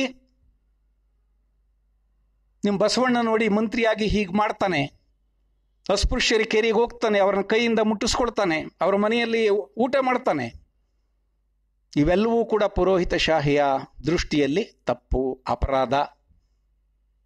ಬಿಜ್ಜಳನಂತವನನ್ನು ಎಷ್ಟು ತಲೆ ಕೆಡಿಸ್ತಾರೆ ಅಂತಂದರೆ, ಬಸವಣ್ಣ ಒಂದು ಸಾರಿ ಸಂಬೋಳಿ ನಾಗಿದೇವನ ಮನೆಗೆ ಹೋಗಿ ವಾಪಸ್ ಬರುವಷ್ಟರಲ್ಲಿ ಅವನ ಪೀಠವನ್ನೇ ಹೊರಗಡೆಗೆ ಹಾಕಿಸ್ಕೊಂಡು ಬಸವಣ್ಣನನ್ನು ಅಲ್ಲೇ ಕೂರಿಸ್ಕೊತಾನೆ. ಯಾಕೆ ಇಲ್ಲಿ ಪೀಠ? ನಿನ್ನ ಜೊತೆಯಲ್ಲಿ ಮಾತನಾಡೋದಿತ್ತು, ಒಳಗಡೆ ಮಾತನಾಡ್ಬೋದಾಯ್ತಲ್ಲ, ಒಳಗಡೆ ಮಾತನಾಡೋಕ್ಕಾಗಲ್ಲ. ಯಾಕೆ ಅಂತ ಅಂದ್ರೆ ನೀನು ಅಸ್ಪೃಶ್ಯನೊಬ್ಬನ ಕೇರಿಗೆ ಹೋಗಿ ಅವನ ಜೊತೆಯಲ್ಲಿ ಊಟ ಮಾಡ್ಕೊಂಡು ಅವನು ಮುಟ್ಟಿಸ್ಕೊಂಡು ಬರ್ತಾ ಇದ್ದಿ. ಬಸವಣ್ಣ ಆ ಸಂದರ್ಭದಲ್ಲೂ ಕೂಡ ರಾಜತ್ವಕ್ಕೆ ಮಣಿಯುವ, ಅಮಾನವೀಯವಾಗಿ ನಡೆದುಕೊಳ್ಳುತ್ತಿರುವಂಥ ರಾಜತ್ವಕ್ಕೆ ಡೊಗ್ಗು ಸಲಾಮು ಹಾಕಬೇಕು ಅನ್ನುವಂಥ ಆಲೋಚನೆಯನ್ನು ಮಾಡಲಿಲ್ಲ. ಮುಂದೆ ಒಂದು ವಚನದಲ್ಲಿ ಅವನು ಹೇಳ್ಕೊಡ್ತಾನೆ, ನಾನು ಈ ಬಿಜ್ಜಳಂಗಂಜುವೆನೆ. ರಾಜತ್ವದ ನೆರಳಲ್ಲೇ ಇದ್ದು, ಸುತ್ತಮುತ್ತ ಓಡಾಡಿಕೊಂಡೇ ಇದ್ದು, ಆಸ್ಥಾನದಲ್ಲಿ ಮಂತ್ರಿಯಾಗಿದ್ದು, ರಾಜನನ್ನೇ ಹೆಸರಿಸಿ ಈ ಬಿಜ್ಜಳಂಗಂಜುವೆನೆ ಅಂತ ಹೇಳಬೇಕಾದ್ರೆ ಬಸವಣ್ಣನಲ್ಲಿದ್ದಂಥ ದಿಟ್ಟತನ, ಅವನ ಧೈರ್ಯ, ಈ ಮಂತ್ರಿಗಿರಿಯನ್ನ ಈಗಲೇ ಬೇಕಾದರೂ ನಾನು ನಿನ್ನ ಮುಖದ ಮೇಲೆ ಎಸ್ದು ಹೋಗ್ತೀನಿ. ಕೆಲವರು ಇಂಥ ದಿಟ್ಟತನವನ್ನು ತೋರಿಸ್ತಾರೆ, ನೀವು ಸರಿಯಾಗಿ ನಡ್ಕೊಳ್ದೈತೆ ರಾಜೀನಾಮೆ ಪತ್ರವನ್ನು ಎಸ್ದು ಹೋಗ್ತೀನಿ. ಇಂಥ ಒಂದು ನೈತಿಕ ಸ್ಥೈರ್ಯ, ಯಾರಲ್ಲಿ ನಿಜವಾದ ನೈತಿಕತೆ ಒಳಗಡೆ ಇರ್ತದೆ, ಅಂತ ಒಂದು ಆಧ್ಯಾತ್ಮಿಕವಾದಂಥ ಶಕ್ತಿ ಇರ್ತದೆ, ಅಂಥವರು ಮಾತ್ರವೇ ಆಡೋದಕ್ಕೆ ಸಾಧ್ಯ. ಇದನ್ನು ಯಾಕೆ ಹೇಳಿದೆ ಅಂತಂದರೆ, ಜಾತಿಗೆ ಸಂಬಂಧಪಟ್ಟಂತೆ ನಮ್ಮ ಮನಸ್ಸು ಎಷ್ಟು ರೋಗಗ್ರಸ್ತವಾಗಿದೆ, ಎಷ್ಟು ಜಡ್ಡುಗಟ್ಟು ಹೋಗಿದೆ, ಕಿಲುಬುಗಟ್ಟಿದೆ ಅನ್ನೋದನ್ನು ಸರಳವಾಗಿ ಬೇರೆ ಬೇರೆ ಜಾತಿಯನ್ನು ಪ್ರತಿನಿಧಿಸುವ, ನಿಜವಾದ ಅರ್ಥದಲ್ಲಿ ಮನುಷ್ಯರಾಗಿದ್ದ ಕೆಲವರನ್ನು ಸ್ಮರಿಸ್ಕೊಂಡು ಬಸವಣ್ಣ ಹೇಳುತ್ತಾನೆ, ಸೆಟ್ಟಿ ಎಂಬೆನೆ ಸಿರಿಯಾಳನ, ಮಡಿವಾಳನೆಂಬೆನೆ ಮಾಚಯ್ಯನ, ಡೋಹಾರನೆಂಬೆನೆ ಕಕ್ಕಯ್ಯನ, ಮಾದಾರನೆಂಬೆನೆ ಚೆನ್ನಯ್ಯನ, ಆನು ಹಾರುವನೆಂದರೆ ಕೂಡಲ ಸಂಗಯ್ಯ ನಗುವನಯ್ಯ, ಉತ್ತಮ ಕುಲದಲ್ಲಿ ಹುಟ್ಟಿದೆನೆಂಬ ಕಷ್ಟತನದ ಹೊರೆಯ ಹೊರಿಸದಿರಯ್ಯ, ಕಕ್ಕಯ್ಯನು ಒಕ್ಕ ನೋಡಯ್ಯ, ದಾಸಯ್ಯ ಶಿವದಾನವನು ಎರೆಯ ನೋಡಯ್ಯ, ಮನ್ನಣೆಯ ಚೆನ್ನಯ್ಯನೆನ್ನುವ ಮನ್ನಿಸ, ಉನ್ನತ ಮಹಿಮಾ ಕೂಡಲ ಸಂಗಮ ದೇವ ಶಿವಧೋ ಶಿವಧೋ. ನೋಡಿ, ಶಿವಧೋ ಶಿವಧೋ ಅನ್ನುವಂಥ ಉದ್ಗಾರವೇ ನನ್ನಿಂದ ತಪ್ಪಾಗ್ಬಿಟ್ಟಿದೆ, ಅಪರಾಧ ಆಗ್ಬಿಟ್ಟಿದೆ, ನನ್ನನ್ನು ಕ್ಷಮಿಸಬೇಕು. ಅಪರಾಧ ಪ್ರಜ್ಞೆ ಆಳವಾಗಿ ಮನಸ್ಸನ್ನು ಕಾಡುತ್ತಿರುವ ಸಂದರ್ಭದಲ್ಲಿ ನಾವು ಬೇಡಿಕೆಯನ್ನು ಮಂಡಿಸ್ತೀವಲ್ಲ, ಜಾತ್ಯತೀತನಾಗಿರಬೇಕು ಅಂತ ಪ್ರಯತ್ನಿಸಿದಷ್ಟು ಜಾತಿಯ ಇಕ್ಕಟ್ಟುಗಳು ನಮ್ಮನ್ನು ಹೇಗೆ ಆ ಕಡೆಗೆ ಸೆಳೀತಾ ಇವೆ, ಈ ಜಾತಿಯ ಹಿಂದೆ ಇರಬಹುದಾದಂಥ ಕೆಟ್ಟ ನೀತಿಗೆ ನಾವು ಒಳಗಾಗುವ ರೀತಿಯಲ್ಲಿ ಒತ್ತಾಯಿಸ್ತಾ ಇವೆ.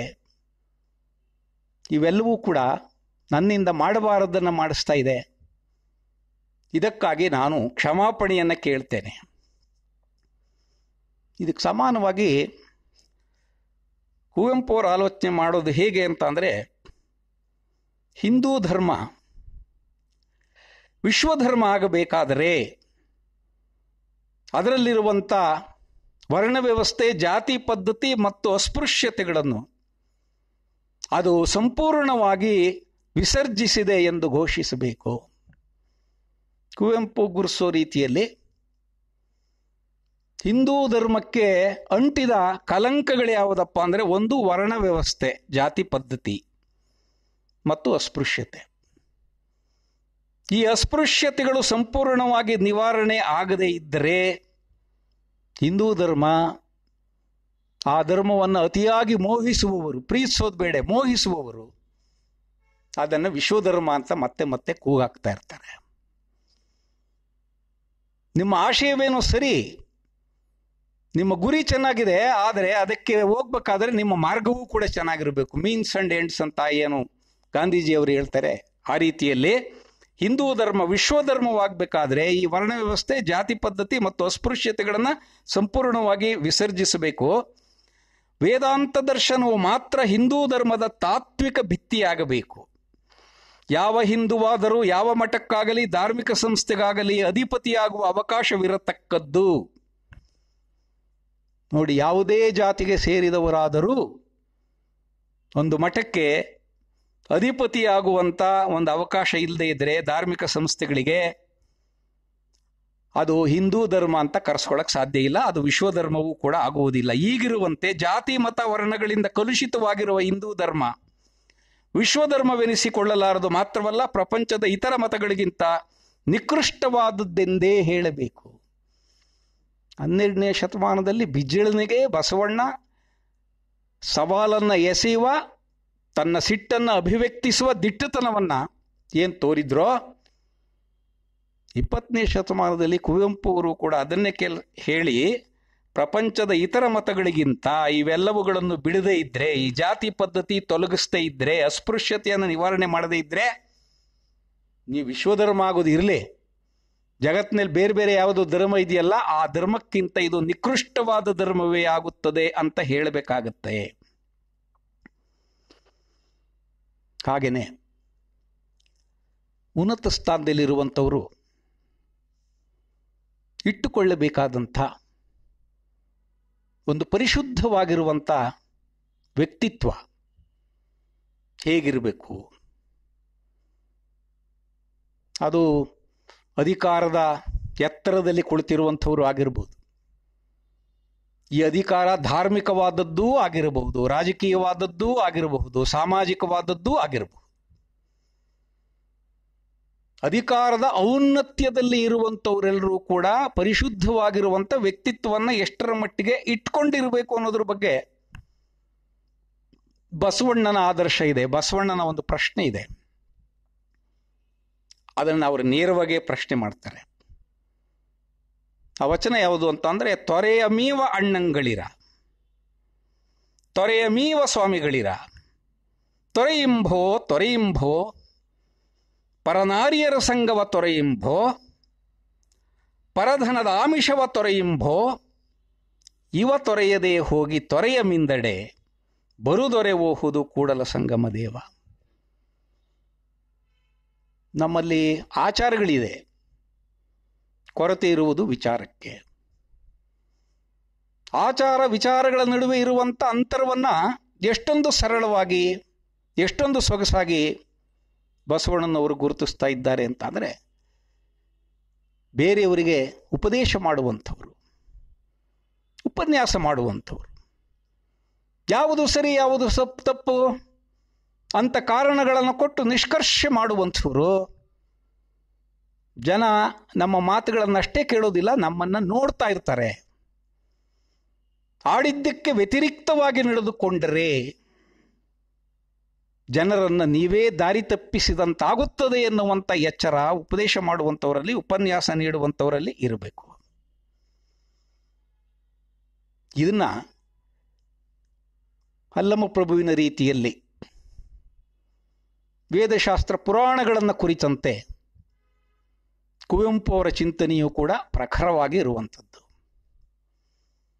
ಬಸವಣ್ಣನವರ ಈ ಮಾತಿಗೆ ಸಂವಾದಿಯಾಗಿ ಕುವೆಂಪು ಅವರು ಒಂದು ಪದ್ಯದಲ್ಲಿ ಹೇಳ್ತಾರೆ, ಯಾವ ಕಾಲದ ಶಾಸ್ತ್ರವೇನು ಹೇಳಿದರೇನು, ಎದೆಯ ದನಿಗೂ ಮಿಗಿಲು ಶಾಸ್ತ್ರವಿಹುದೇನು, ಎಂದೋ ಮನು ಬರುದಿಟ್ಟುದು ಈ ಹಿಂದೆಮಗೆ ಕಟ್ಟೇನು, ನಿನ್ನೆದೆಯ ದನಿಯ ಋಷಿ ಮನು ನಿನಗೆ ನೀನು, ಪಂಚಮರ ಶಿಶು ಒಂದು ಕೆರೆಯಲ್ಲಿ ಮುಳುಗುತ್ತಿರೆ ದಡದಲ್ಲಿ ಮೀಯುತ್ತ ನಿಂತಿರುವ ನಾನು, ಮುಟ್ಟಿದರೆ ಬ್ರಹ್ಮತ್ವ ಕೆಟ್ಟು ಹೋಗುವುದೆಂದು ಸುಮ್ಮನಿದ್ದರೆ ಶಾಸ್ತ್ರ ಸಮ್ಮತವೇನು.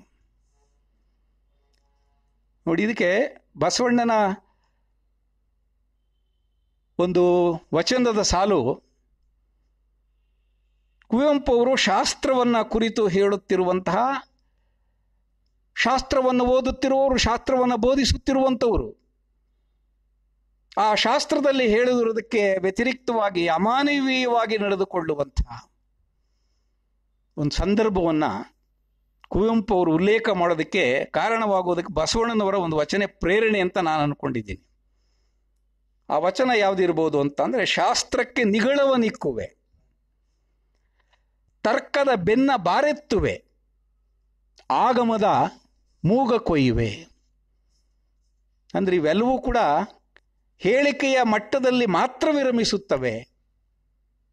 ಅದರ ಹಿಂದೆ ಇರಬೇಕಾದಂಥ ಮಾನವೀಯ ಸ್ಪಂದನ, ಮಿಡಿತ ಇತ್ಯಾದಿಗಳಿಂದ ಅವು ದೂರದಲ್ಲಿವೆ. ಆದ್ದರಿಂದ ಮಾನವೀಯತೆಗೆ ವಿರುದ್ಧವಾಗಿರುವಂಥ ಶಾಸ್ತ್ರವಾಗಲಿ ಆಗಮವಾಗಲಿ ಇವೆಲ್ಲವೂ ಕೂಡ ತಿರಸ್ಕರಿಸಬೇಕಾಗಿರುವಂಥವು ಅನ್ನುವುದನ್ನು ಬಹಳ ಸಿಟ್ಟಿನಲ್ಲಿ ಬಸವಣ್ಣನವರು ಹೇಳಿದ್ದಾರೆ. ಮುಂದಕ್ಕೆ ದೇವರನ್ನು ಕುರಿತಂತೆ ಬಸವಣ್ಣನವರ ಕಲ್ಪನೆ ಎಷ್ಟೊಂದು ಸ್ಪಷ್ಟವಾಗಿದೆ, ನೇರವಾಗಿದೆ ಮತ್ತು ಅದ್ಭುತವಾಗಿದೆ.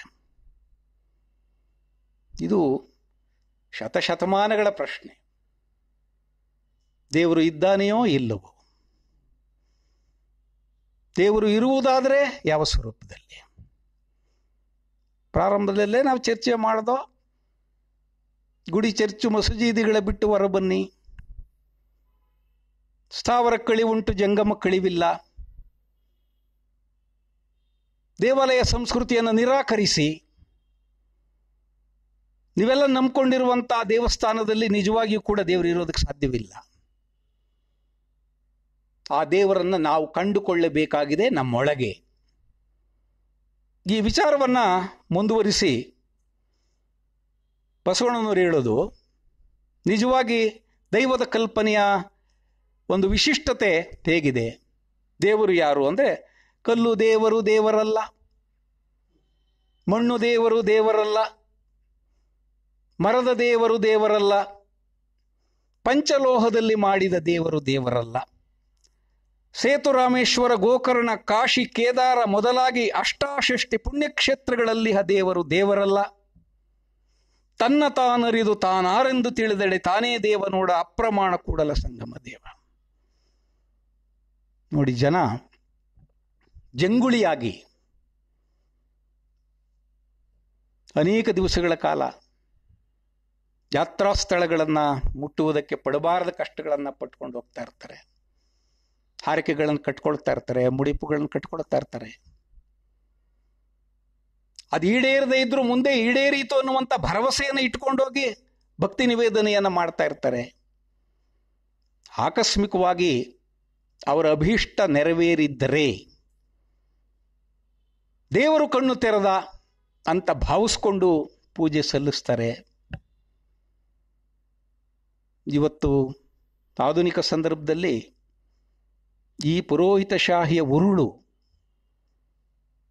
ಆಧುನಿಕ ಮಾಧ್ಯಮಗಳನ್ನು ಬಳಸಿಕೊಂಡು ಎಷ್ಟರ ಮಟ್ಟಿಗೆ ಭಕ್ತಾದಿಗಳ ಪಾಲಿಗೆ ಸಂಕಟ ಸಮಸ್ಯೆಗಳನ್ನು ತಂದು ಒಡ್ತಾ ಇದೆ ಎನ್ನುವಂಥದ್ದು ಪ್ರತಿನಿತ್ಯ ಬೆಳಗಾದರೆ ನಮ್ಮ ವಾಹಿನಿಗಳನ್ನು ಗಮನಿಸಿದ್ರೆ ನಮಗೆಲ್ಲವೂ ಕೂಡ ಚೆನ್ನಾಗಿ ಅರ್ಥ ಆಗ್ತದೆ.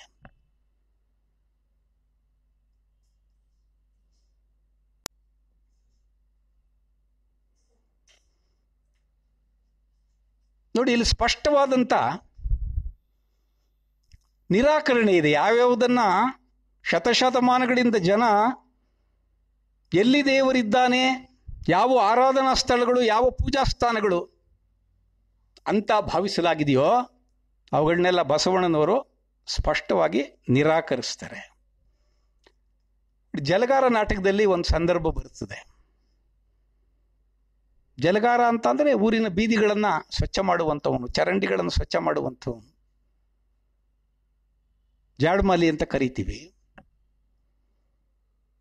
ನೋಡಿ. ಅಂಥವನಿಗೆ ಆಗುವಂಥ ಅನುಭವಗಳೇನು? ಅಲ್ಲಿ ತರುಣರು ಬರ್ತಾರೆ, ರೈತರು ಬರ್ತಾರೆ, ಬ್ರಾಹ್ಮಣರು ಬರ್ತಾರೆ, ಪುರೋಹಿತರು ಬರ್ತಾರೆ. ಅವರು ಯಾವ್ಯಾವ ರೀತಿಯಲ್ಲಿ ತನ್ನ ಪಾಡಿಗೆ ತಾನು ಕಾಯಕ ನಿರತನಾಗಿರುವಂಥ ಈ ಜಲಗಾರನನ್ನು ಮಾತನಾಡಿಸ್ತಾರೆ, ಪರಿಭಾವಿಸ್ತಾರೆ, ಅವನನ್ನು ಅವಮಾನಿಸ್ತಾರೆ. ಬಹಳ ಅದ್ಭುತವಾದಂಥ ನಾಟಕೀಯವಾಗಿರುವಂಥ ಸನ್ನಿವೇಶಗಳು ಜಲಗಾರ ನಾಟಕದಲ್ಲಿದೆ. ಆ ಜಲಗಾರ ನಾಟಕದ ಒಂದು ಸಂದರ್ಭವನ್ನು ನೆಪ ಮಾಡಿಕೊಂಡು ಕುವೆಂಪು ಅವರು ಹೇಳ್ತಾರೆ, ಯಾವ ಗುಡಿಯಲ್ಲಿಯೂ ದೇವರಿಲ್ಲ. ಬಸವಣ್ಣನವರು ಎಷ್ಟು ಚೆನ್ನಾಗಿ ಉಲ್ಲೇಖ ಮಾಡ್ತಾರೆ ಅಂತ ಅಂದರೆ, ಕಲ್ಲು, ಮಣ್ಣು, ಮರ, ಪಂಚಲೋಹ ನಮ್ಗೆ ಯಾವ್ಯಾವ ರೀತಿಯಲ್ಲಿ ಬೇಕೋ ಆ ರೀತಿಯಲ್ಲಿ ದೇವರ ಮೂರ್ತಿಗಳನ್ನು ಮಾಡಿಕೊಂಡು ಅವುಗಳನ್ನು ಆರಾಧಿಸುವಂಥ ಕೆಲಸವನ್ನು ಮಾಡ್ತಾರೆ. ಆ ಕಾಲಕ್ಕೆ ಯಾವ್ಯಾವುದು ಪ್ರಸಿದ್ಧ ದೇವರುಗಳು ಇರುವಂಥ ಜಾಗ ಅಂತ ಅಂದ್ಕೊಂಡಿತ್ತೋ ಅದು ರಾಮೇಶ್ವರವಾಗಿರಲಿ, ಗೋಕರ್ಣವಾಗಿರಲಿ, ಕಾಶಿ, ಕೇದಾರ ಆಗಿರಲಿ, ಅವುಗಳನ್ನೆಲ್ಲವನ್ನೂ ಕೂಡ ಅವರು ಉಲ್ಲೇಖ ಮಾಡುವ ಹಾಗೆ ಕುವೆಂಪು ಅವರು ಹೇಳ್ತಾರೆ, ಯಾವ ಗುಡಿಯಲ್ಲಿಯೂ ದೇವರಿಲ್ಲ. ದೇವರಿದ್ದಾನೆ ಎನ್ನುವುದು ಮುಗ್ಧರನ್ನು ವಂಚಿಸುವ ತಂತ್ರ. ಕಪಟಿ ಪುರೋಹಿತ ಗುಡಿಯನ್ನು ಪ್ರವೇಶಿಸುತ್ತಿದ್ದಂತೆ ದೇವರು ಹೊರಗೆ ಓಡಿ ಹೋಗುತ್ತಾನೆ. ಕಪಟಿಯಾಗಿರುವಂಥ ಮೋಸ ಮಾಡುವುದಕ್ಕಾಗಿ ಅದೊಂದು ವೃತ್ತಿ.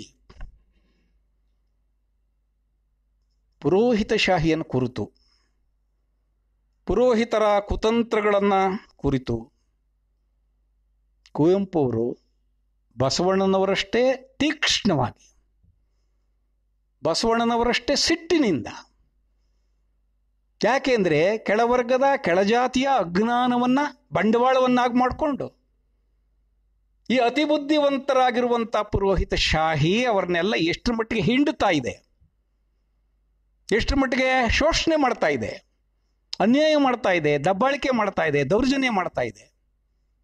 ಇವೆಲ್ಲವನ್ನೂ ಕೂಡ ಅವರು ಬಸವಣ್ಣನವರಂತೆಯೇ ಸಕಾರಣವಾಗಿ ಅಷ್ಟೇ ಸಿಟ್ಟಿನಿಂದ ಇದನ್ನು ಸಾತ್ವಿಕ ರೋಷ ಅಂತ ಕರೆಯೋಣ, ಆ ತೆರನಾಗಿರುವಂಥ ಸಿಟ್ಟಿನಿಂದಲೇ ಪುರೋಹಿತ ಶಾಹಿಯನ್ನು ತರಾಟೆಗೆ ತೆಗೆದುಕೊಳ್ಳುವಂಥ ಕೆಲಸವನ್ನು ಕುವೆಂಪು ಅವರು ಮಾಡ್ತಾರೆ.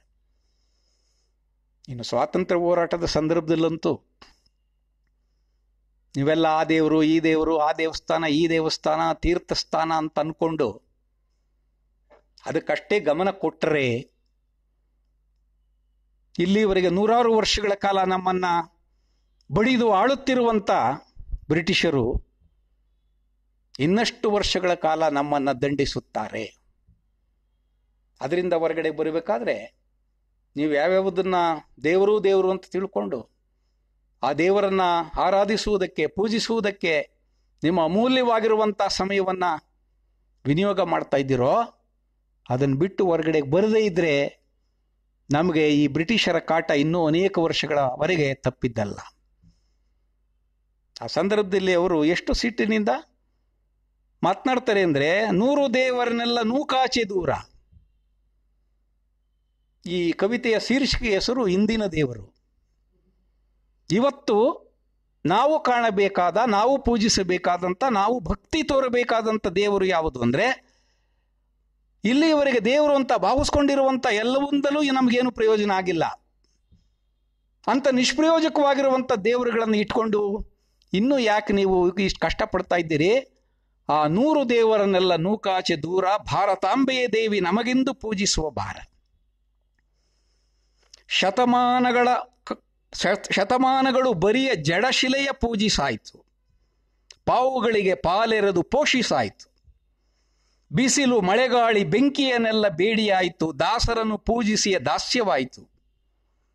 ಗುಡಿಯೊಳಗೆ ಕಣ್ಣು ಮುಚ್ಚಿ ಬೆಚ್ಚಗಿರುವರನ್ನೆಲ್ಲ, ಭಕ್ತ ರಕ್ತವ ಹೀರಿ ಕೊಬ್ಬಿಹರನ್ನೆಲ್ಲ, ಗಂಟೆ ಜಾಗಟೆಗಳಿಂ ಬಡಿದು ಕುತ್ತಿಗೆ ಹಿಡಿದು ಕಡಲಡಿಗೆ ತಳ್ಳಿರೈ ಶಂಕದಿಂ ನುಡಿದು ಸತ್ತ ಕಲ್ಲುಗಳ ಮುಂದೆ ಹತ್ತು ಕರೆದುದು ಸಾಕು. ನೋಡಿ, ಇವತ್ತಿಗೂ ಕೂಡ ಅಜ್ಞಾನಿಗಳಾಗಿರುವಂಥ ಅಥವಾ ವಿವೇಕದ ಉದಯವಾಗುವುದಕ್ಕೆ ಅವಕಾಶವಿಲ್ಲದೆ ಇರುವಂಥ ಭಕ್ತಾದಿಗಳು, ಅಯ್ಯೋ ದೇವರೇ, ನಿನಗಿನ್ನೂ ನನ್ನ ಮೊರೆ ಕೇಳಿಸಲಿಲ್ಲವೇ? ಭಕ್ತಾದಿಗಳು ಈ ರೀತಿ ಕಣ್ಣೀರಿಡುವುದಕ್ಕೆ, ಗೋಳಾಡುವುದಕ್ಕೆ ನಮ್ಮ ಸಿನಿಮಾಗಳು ಕೂಡ ಕಾರಣ ಆಗಿವೆ, ನಮ್ಮ ಮಾಧ್ಯಮಗಳು ಕೂಡ ಕಾರಣ ಆಗಿವೆ. ಯಾಕೆಂದರೆ ನಮ್ಮ ದೃಶ್ಯ ಮಾಧ್ಯಮ ಬಹಳ ಪ್ರಬಲವಾಗಿರುವಂಥದ್ದು. ಕಿವಿಗೆ ಬಿದ್ದದ್ದನ್ನು ನಂಬೋದಕ್ಕಿಂತ ಹೆಚ್ಚಾಗಿ ಕಣ್ಣಿಂದ ಕಂಡಿದ್ದನ್ನು ಬೇಗ ನಂಬುವಂಥ ಜಾಯಮಾನದವರು ನಮ್ಮವರು. ಅದನ್ನು ಕುವೆಂಪು ಹೇಳ್ತಾರೆ, ಸತ್ತ ಕಲ್ಲುಗಳ ಮುಂದೆ ಹತ್ತು ಕರೆದುದು ಸಾಕು, ಜೀವದಾತೆಯನೆಂದು ಕೂಗಬೇಕು, ಶಿಲೆಯ ಮೂರ್ತಿಗೆ ನೇಯ್ದ ಕಲೆಯ ಹೊದಿಕೆಯನ್ನು ಒಯ್ದು ಚಳಿಯು ಮಳೆಯಲ್ಲಿ ನವೆವ ತಾಯಿಗೆ ಹಾಕು. ದೇವಸ್ಥಾನದಲ್ಲಿ ಜರತಾರಿ ಪರದೆಗಳನ್ನೇ ದೇವರಿಗೆ ಅಲಂಕರಿಸೋದಕ್ಕೋಸ್ಕರ ಏನು ಬಿಟ್ಟಿರ್ತಾರೆ. ದೇವರು ಯಾವತ್ತು ಆಹಾ ಎಷ್ಟೊಂದು ಭರ್ಜರಿಯಾಗಿರುವಂಥ ಈ ರೇಷ್ಮೆಯ ಪರದೆಯನ್ನು ನನಗಾಗಿ ಮಾಡಿಸಿದ್ದೀರಿ ಅಂತ ಹೇಳಿದ ಉದಾಹರಣೆಗಳಿಲ್ಲ. ದೇವರ ಬಗ್ಗೆ ಹೇಳಬೇಕಾದದ್ನೆಲ್ಲ ಪೂಜಾರಿಗಳು ಹೇಳ್ತಿರ್ತಾರೆ. ಆದ್ದರಿಂದ ದೇವರಿಗೆ ಶಿಲಾರೂಪಿಯಾಗಿರುವ, ಲೋಹರೂಪಿಯಾಗಿರುವ, ಮಣ್ಣು ಕಲ್ಲಿನ ರೂಪದಲ್ಲಿರುವ ದೇವರಿಗೆ ಅದರ ಅಗತ್ಯ ಇಲ್ಲ. ಯಾರು ಚಳಿಯಲ್ಲಿ ಮೈ ಮುಚ್ಚಿಕೊಳ್ಳಲಾಗದೆ ಬಾಧೆ ಅನುಭವಿಸ್ತಾ ಇದ್ದಾರೋ ಅಂಥ ತಾಯಿಗೆ ಇದನ್ನು ತೆಗೆದುಕೊಂಡು ಹಾಕು ಅನ್ನುವಂಥ ಸೂಚನೆಯನ್ನು ಕೊಡ್ತಾರೆ. ಇದರ ಹಿನ್ನೆಲೆಯಲ್ಲಿ ಅವರು ಹೇಳ್ತಾರೆ, ದೇವಸ್ಥಾನ ಒಂದು ಸ್ವಾತಂತ್ರ್ಯದ ಸಮಾಧಿ. ದೇವಸ್ಥಾನಕ್ಕೆ ನೀವು ಪ್ರವೇಶ ಮಾಡಿದ್ರೆ ಹೊರಗಡೆ ನಾಮ ಫಲಕದಲ್ಲೇನೆ ಅದು ರಾರಾಜಿಸ್ತಾ ಇರ್ತದೆ. ಇಲ್ಲಿ ಯಾವ್ಯಾವ ಥರದ ಅರ್ಚನೆಗಳಿರ್ತವೆ, ಯಾವ್ಯಾವ ಥರದ ಸೇವೆಗಳಿರ್ತವೆ, ಯಾವ್ಯಾವ ಥರದ ಸೇವೆಗಳಿಗೆ ಎಷ್ಟೆಷ್ಟು ದರ ನಿಗದಿ ಮಾಡಲಾಗಿದೆ. ಅದನ್ನು ತೆತ್ತುಬಿಟ್ಟೇ ನೀವು ಹೋಗ್ಬೇಕು. ಚಪ್ಪಲಿಗಳನ್ನು ಬಿಡುವ ಸ್ಥಳ ಅಂತಂದರೆ ಚಪ್ಪಲಿಗಳನ್ನು ಬಿಡಬೇಕು. ಇನ್ನೆಲ್ಲೋ ನೀರನ್ನು ತಲೆ ಮೇಲೆ ಪ್ರೋಕ್ಷಣೆ ಮಾಡ್ಕೊಂಡು ಬರಬೇಕು ಅಂತಂದ್ರೆ ಮಾಡಬೇಕು. ಹೆಜ್ಜೆ ಹೆಜ್ಜೆಗೆ ಏನೇನು ಕಟ್ಟಳೆಗಳಿರ್ತಾವೆ ಅವುಗಳನ್ನೆಲ್ಲ ಅನುಸರಿಸಲೇಬೇಕು. ನೀವು ಪ್ರಜ್ಞಾವಂತರಾಗಿದ್ದರೆ ಕೆಲವು ಪ್ರಶ್ನೆಗಳು ಬರ್ಬೋದು, ಇದೆಲ್ಲ ಯಾಕೆ ಅಂತ. ಅದನ್ನು ಅವ್ರು ಕೇಳಲ್ಲ. ಇಲ್ಲಿನ ಕಟ್ಟಳೆಗಳೇನಿವೆ ಅದರಂತೆ ನೀನು ನಡ್ಕೊಳ್ತಾ ಇದೆಯಾ, ಇಲ್ಲಿ ಪ್ರವೇಶ ಉಂಟು. ಇಲ್ಲದೇ ಇದ್ರೆ ಅವ್ರನ್ನ ಸುಮ್ಮನೆ ಕಳಿಸೋದಲ್ಲ, ಬೈದು ಕಳಿಸೋದಲ್ಲ, ಕತ್ತಿಡಿದು ಹೊರಗಡೆ ನೂಕಿರುವಂಥ ಉದಾಹರಣೆಗಳು ಕೂಡ ದೇವಸ್ಥಾನದಲ್ಲಿ ನಡೀತವೆ. ದೇವಸ್ಥಾನದಲ್ಲಿರುವಂಥ ಪೂಜಾರಿಗಳೇ ಭಕ್ತರ ವಿಚಾರದಲ್ಲಿ ನಿರ್ದಯವಾಗಿ ವರ್ತಿಸುತ್ತಿರುವಂಥ ಘಟನೆಗಳು ತುಂಬ ಹಳೆಯವೇನಲ್ಲ. ನೆನ್ನೆ ಮೊನ್ನೆ ಕೂಡ ಕರ್ನಾಟಕದ ಸುಪ್ರಸಿದ್ಧವಾಗಿರುವಂಥ ಕ್ಷೇತ್ರಗಳಲ್ಲಿ ನಡೀತಿರುವಂಥದ್ದನ್ನು ಕೂಡ ನಾವು ಗಮನಿಸ್ತಾ ಇದ್ದೀವಿ.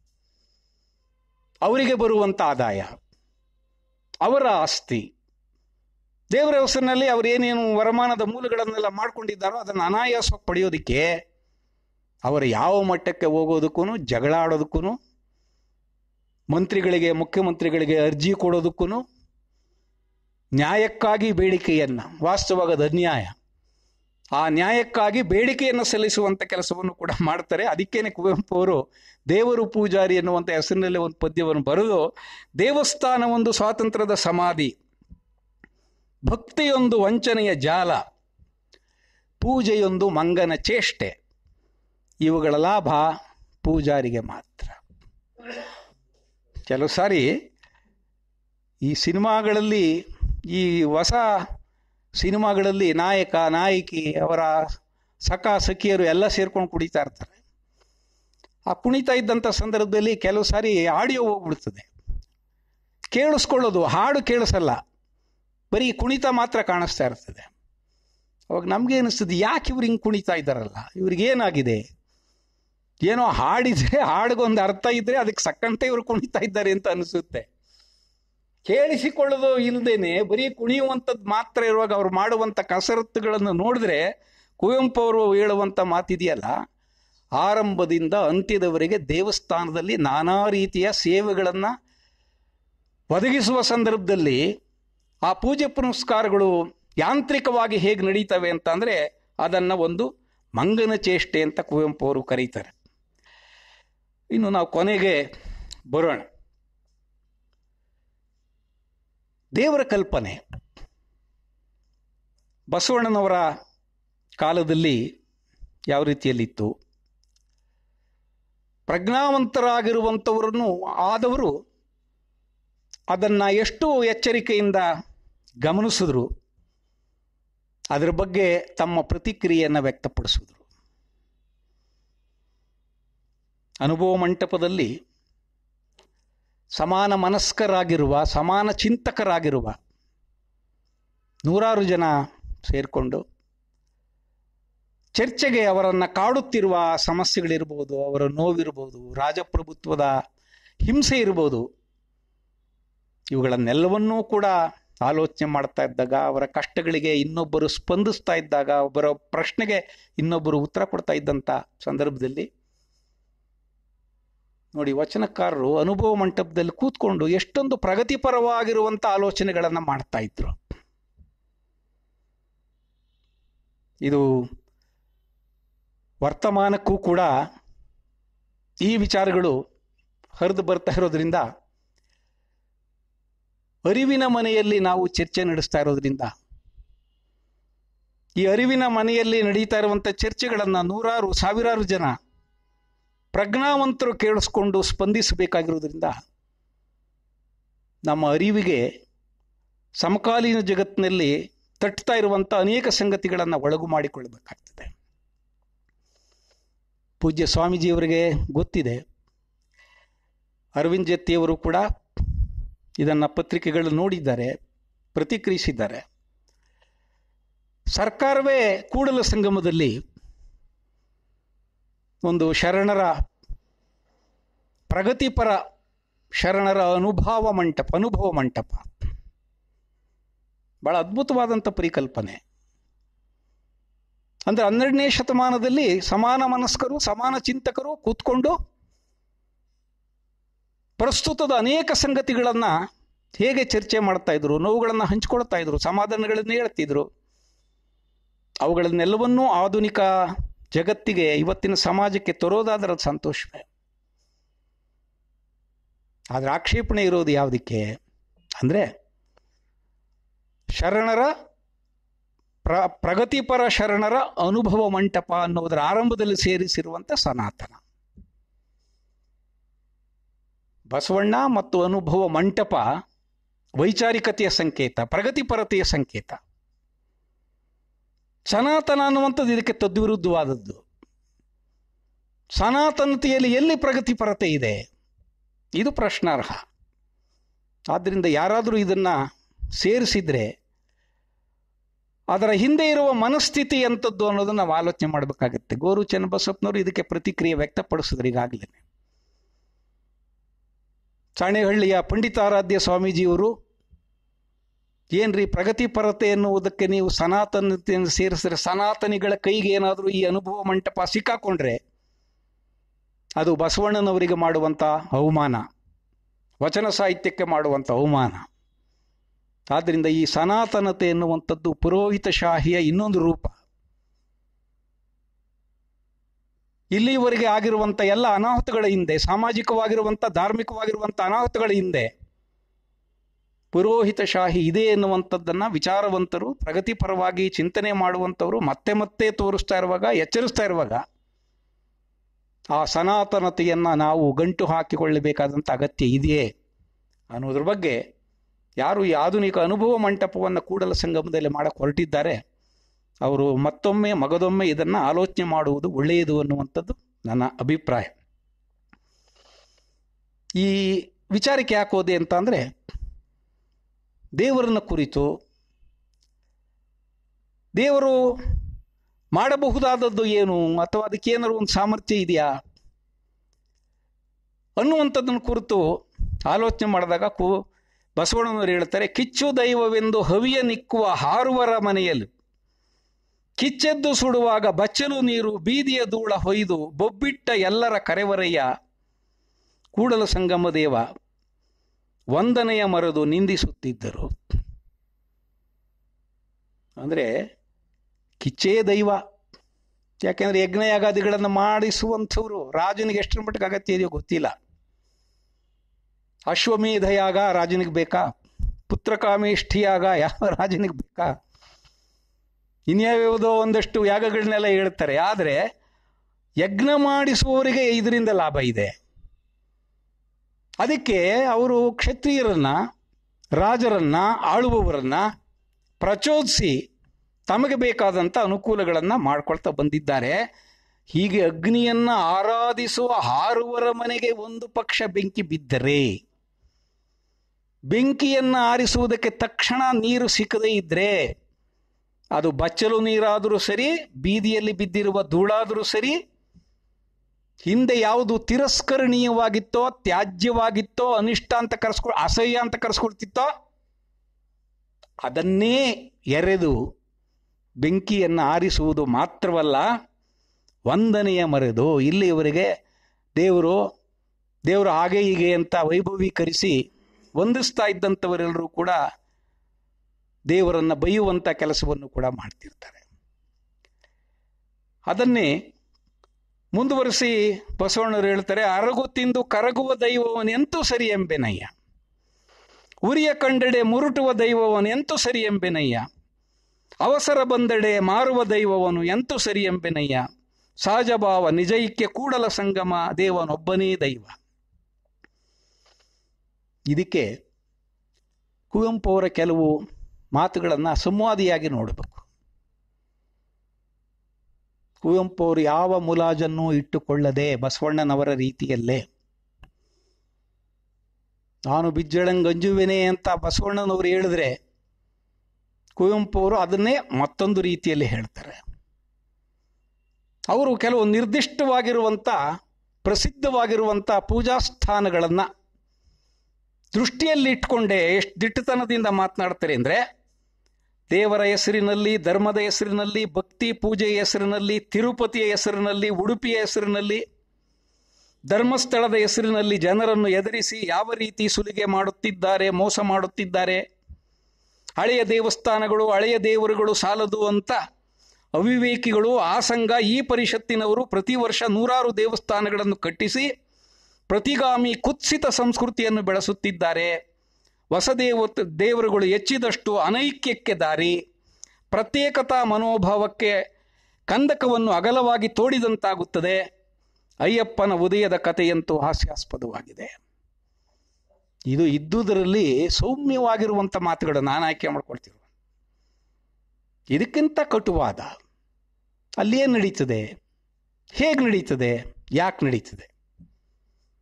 ಈ 3 ಪ್ರಶ್ನೆಗಳನ್ನು ಹಾಕ್ಕೊಂಡ್ರೆ ಯಾರು 16 ವರ್ಷಗಳಿಂದ ತಿಳುವಳಿಕೆ ಬಂದಾಗಲಿಂದ ಅಲ್ಲಿಗೆ ಹೋಗ್ತಾ ಇದ್ದಾರೋ, ಅದನ್ನು ಆರಾಧಿಸ್ತಾ ಇದ್ದಾರೋ, ಹರಕೆಗಳನ್ನು ಕಟ್ಕೊಳ್ತಾ ಇದ್ದಾರೋ, ಇವರೆಲ್ಲರಿಗೂ ಕೂಡ ಆ ಪ್ರಶ್ನೆಗಳಿಗೆ ಉತ್ತರವನ್ನು ಕೊಡುವುದಕ್ಕೆ ಸಾಧ್ಯವಿಲ್ಲ. ಪ್ರಶ್ನೆಗಳಿಗೆ ಉತ್ತರ ಕೊಡಲಾಗದೆಯೂ ನಾವು ಅನುಸರಿಸ್ತಾ ಇದ್ದೀವಿ ಅಂತ ಅಂದರೆ ನಾವು ಅವಿವೇಕಿಗಳು, ಅವಿಚಾರಿಗಳು ಅನ್ನುವಂಥದ್ದನ್ನು ಸ್ಪಷ್ಟೀಕರಿಸಿದಂತೆ ಎಲ್ಲರೂ ಮಾಡುತ್ತಿದ್ದಾರೆ, ಅದಕ್ಕೆ ನಾನು ಮಾಡ್ತಾ ಇದ್ದೇನೆ. ಅವರು ಮಾಡ್ತಾ ಇರೋದಕ್ಕೇನೋ ಕಾರಣ ಇರಬಹುದು, ಗೊತ್ತಿಲ್ಲ. ನೀನು ಮಾಡುವುದಕ್ಕೆ ಕಾರಣವನ್ನು ನೀನು ಸ್ಪಷ್ಟಪಡಿಸಿಕೋ. ಇದರಿಂದ ನನಗೆ ಒಳ್ಳೆಯದಾಗಿದೆಯಾ, ಆಗ್ತದೆಯಾ, ನಿನ್ನ ನಂಬಿಕೆಯ ಮೂಲ ಯಾವುದು? ಈ ಥರನಾಗಿರುವಂಥ ಪ್ರಶ್ನೆಗಳನ್ನು ಹಾಕ್ಕೊಳ್ಬೇಕು. ಕೊನೆಯ ಮಾತು ರಾಜಪ್ರಭುತ್ವವನ್ನು ಕುರಿತಂತೆ ಅಥವಾ ಪ್ರಭುತ್ವವನ್ನು ಕುರಿತಂತೆ ಇಬ್ಬರೂ ಕೂಡ ಸಮಾಧಾನದ ಮನಸ್ಥಿತಿಯಲ್ಲಿ ಇರಲಿಲ್ಲ, ಬಸವಣ್ಣನವರಾಗಲಿ ಕುವೆಂಪು ಅವರಾಗಲಿ. ಬಸವಣ್ಣನವರಂತೂ ಆ ವಲಯದಲ್ಲೇ ಇದ್ದಂಥವ್ರು. ದಿನ ಬೆಳಗಾದರೆ ಅನೇಕ ಸಾರಿ 24 ಗಂಟೆಗಳ ಕಾಲ ಈ ರಾಜಕೀಯದ ಆವರಣದಲ್ಲೇ ಇದ್ದಂಥವ್ರು. ಒಂದು ಕಡೆ ರಾಜಕಾರಣವನ್ನು, ಇನ್ನೊಂದು ಕಡೆ ಧರ್ಮಕಾರಣವನ್ನು ನಿಭಾಯಿಸಬೇಕಾದಂಥ ಸ್ಥಿತಿಯಲ್ಲಿ, ಇಕ್ಕಟ್ಟಿನಲ್ಲಿ ಬಸವಣ್ಣನವರು ಇದ್ದಂಥವ್ರು. ಆದರೆ ಕುವೆಂಪು ಇಂಥವುಗಳನ್ನು ಸಮೀಪದರ್ಶಿಯಾಗಿ ಕಂಡಂಥವರು ಮತ್ತು ಅನುಭವಿಸಿದಂಥವರು. ಅದಕ್ಕೆ ಸಂಬಂಧಪಟ್ಟಂಥ 2 ಉಲ್ಲೇಖಗಳನ್ನು ಮಾಡಿ ನನ್ನ ಮಾತಿನ ಕೊನೆಗೆ ಬರ್ತೀನಿ. ಬಸವಣ್ಣನವರು ಬಿಜ್ಜಳನ ಮನಸ್ಥಿತಿಯನ್ನು ಅರ್ಥ ಮಾಡಿಕೊಂಡು ಪುರೋಹಿತಶಾಹಿ ಬಿಜ್ಜಳನನ್ನು ಎಷ್ಟು ಮಟ್ಟಿಗೆ ದಿಕ್ ತಪ್ಪಿಸ್ತಾ ಇದೆ ಎನ್ನುವಂಥದ್ದನ್ನು ಅರ್ಥ ಮಾಡಿಕೊಂಡು ಅದನ್ನು ಓಲೈಸಿದರೆ ಮಾತ್ರ, ತನ್ನ ಪರವಾಗಿ ಇಟ್ಟುಕೊಂಡರೆ ಮಾತ್ರವೇ ತನಗೆ ಉಳಿಗಾಲ ಅನ್ನುವಂಥ ಒಂದು ನಂಬಿಕೆ ಬಿಜ್ಜಳನಿಗೆ ಬಂದ್ಬಿಟ್ಟಿರೋದ್ರಿಂದ ತಾನು ಮಾಡಲು ಹೊರಟಿರುವ ಯಾವ ಸುಧಾರಣೆಯಿಗೂ ಬಿಜ್ಜಳನ ಸಮ್ಮತಿ ಇಲ್ಲ. ಹೀಗಾಗಿ ಈ ಸಂಘರ್ಷ ಅನ್ನುವಂಥದ್ದು ಅನೇಕ ಸಾರಿ ಮುಸುಕಿನ ಗುದ್ದಾಟ ಮಾತ್ರವಾಗಿರಲಿಲ್ಲ, ಅದು ಹೊರಗಡೆಗೂ ಬಂತು. ಕೊನೆಗೆ ಮಧುವರಸ ಹರಳಯ್ಯ ಬ್ರಾಹ್ಮಣನ ಮಗಳು ಮತ್ತು ಅಸ್ಪೃಶ್ಯ ವರ್ಗಕ್ಕೆ ಸೇರಿದಂಥವನ ಮಗ ಈ ಅಂತರ್ಜಾತಿ ವಿವಾಹ ಮಾಡಿದಂಥ ಸಂದರ್ಭದಲ್ಲಿ ಅವರಿಬ್ಬರ ನಡುವೆ ನಡೆಯುತ್ತಾ ಇದ್ದಂಥ ಸಂಘರ್ಷ ಅತಿರೇಕಕ್ಕೆ ಹೋಯಿತು. ಅಸಮಾಧಾನ ಭುಗಿಲೆದ್ದಿತು. ಕೊನೆಗೆ ಬಿಜ್ಜಳನ ಕೊಲೆಯಾಯಿತು. ಬಸವಣ್ಣನವರಿಗೆ ಬೇಸರವಾಯಿತು, ಅಸಮಾಧಾನವಾಯಿತು. ನಾನೇನು ಸುಧಾರಣೆ ಮಾಡಕ್ಕೆ ಹೊರಟೆ, ಆದರೆ ಅದೇನಾಗ್ತಾ ಇದೆ ಅನ್ನುವಂಥ ಬೇಸರದಿಂದ ಅವರು ಕೂಡಲ ಸಂಗಮದ ಕಡೆಗೆ ನಡೆದದ್ದು. ಮಧ್ಯೆ ಏನೂ ಆಯಿತು, ಅದು ಹತ್ಯೆಯೋ ಆತ್ಮಹತ್ಯೆಯೋ, ಇದಕ್ಕೆ ನಿಖರವಾಗಿರುವಂಥ ಉತ್ತರಗಳು ನಮ್ಮಲ್ಲಿಲ್ಲ.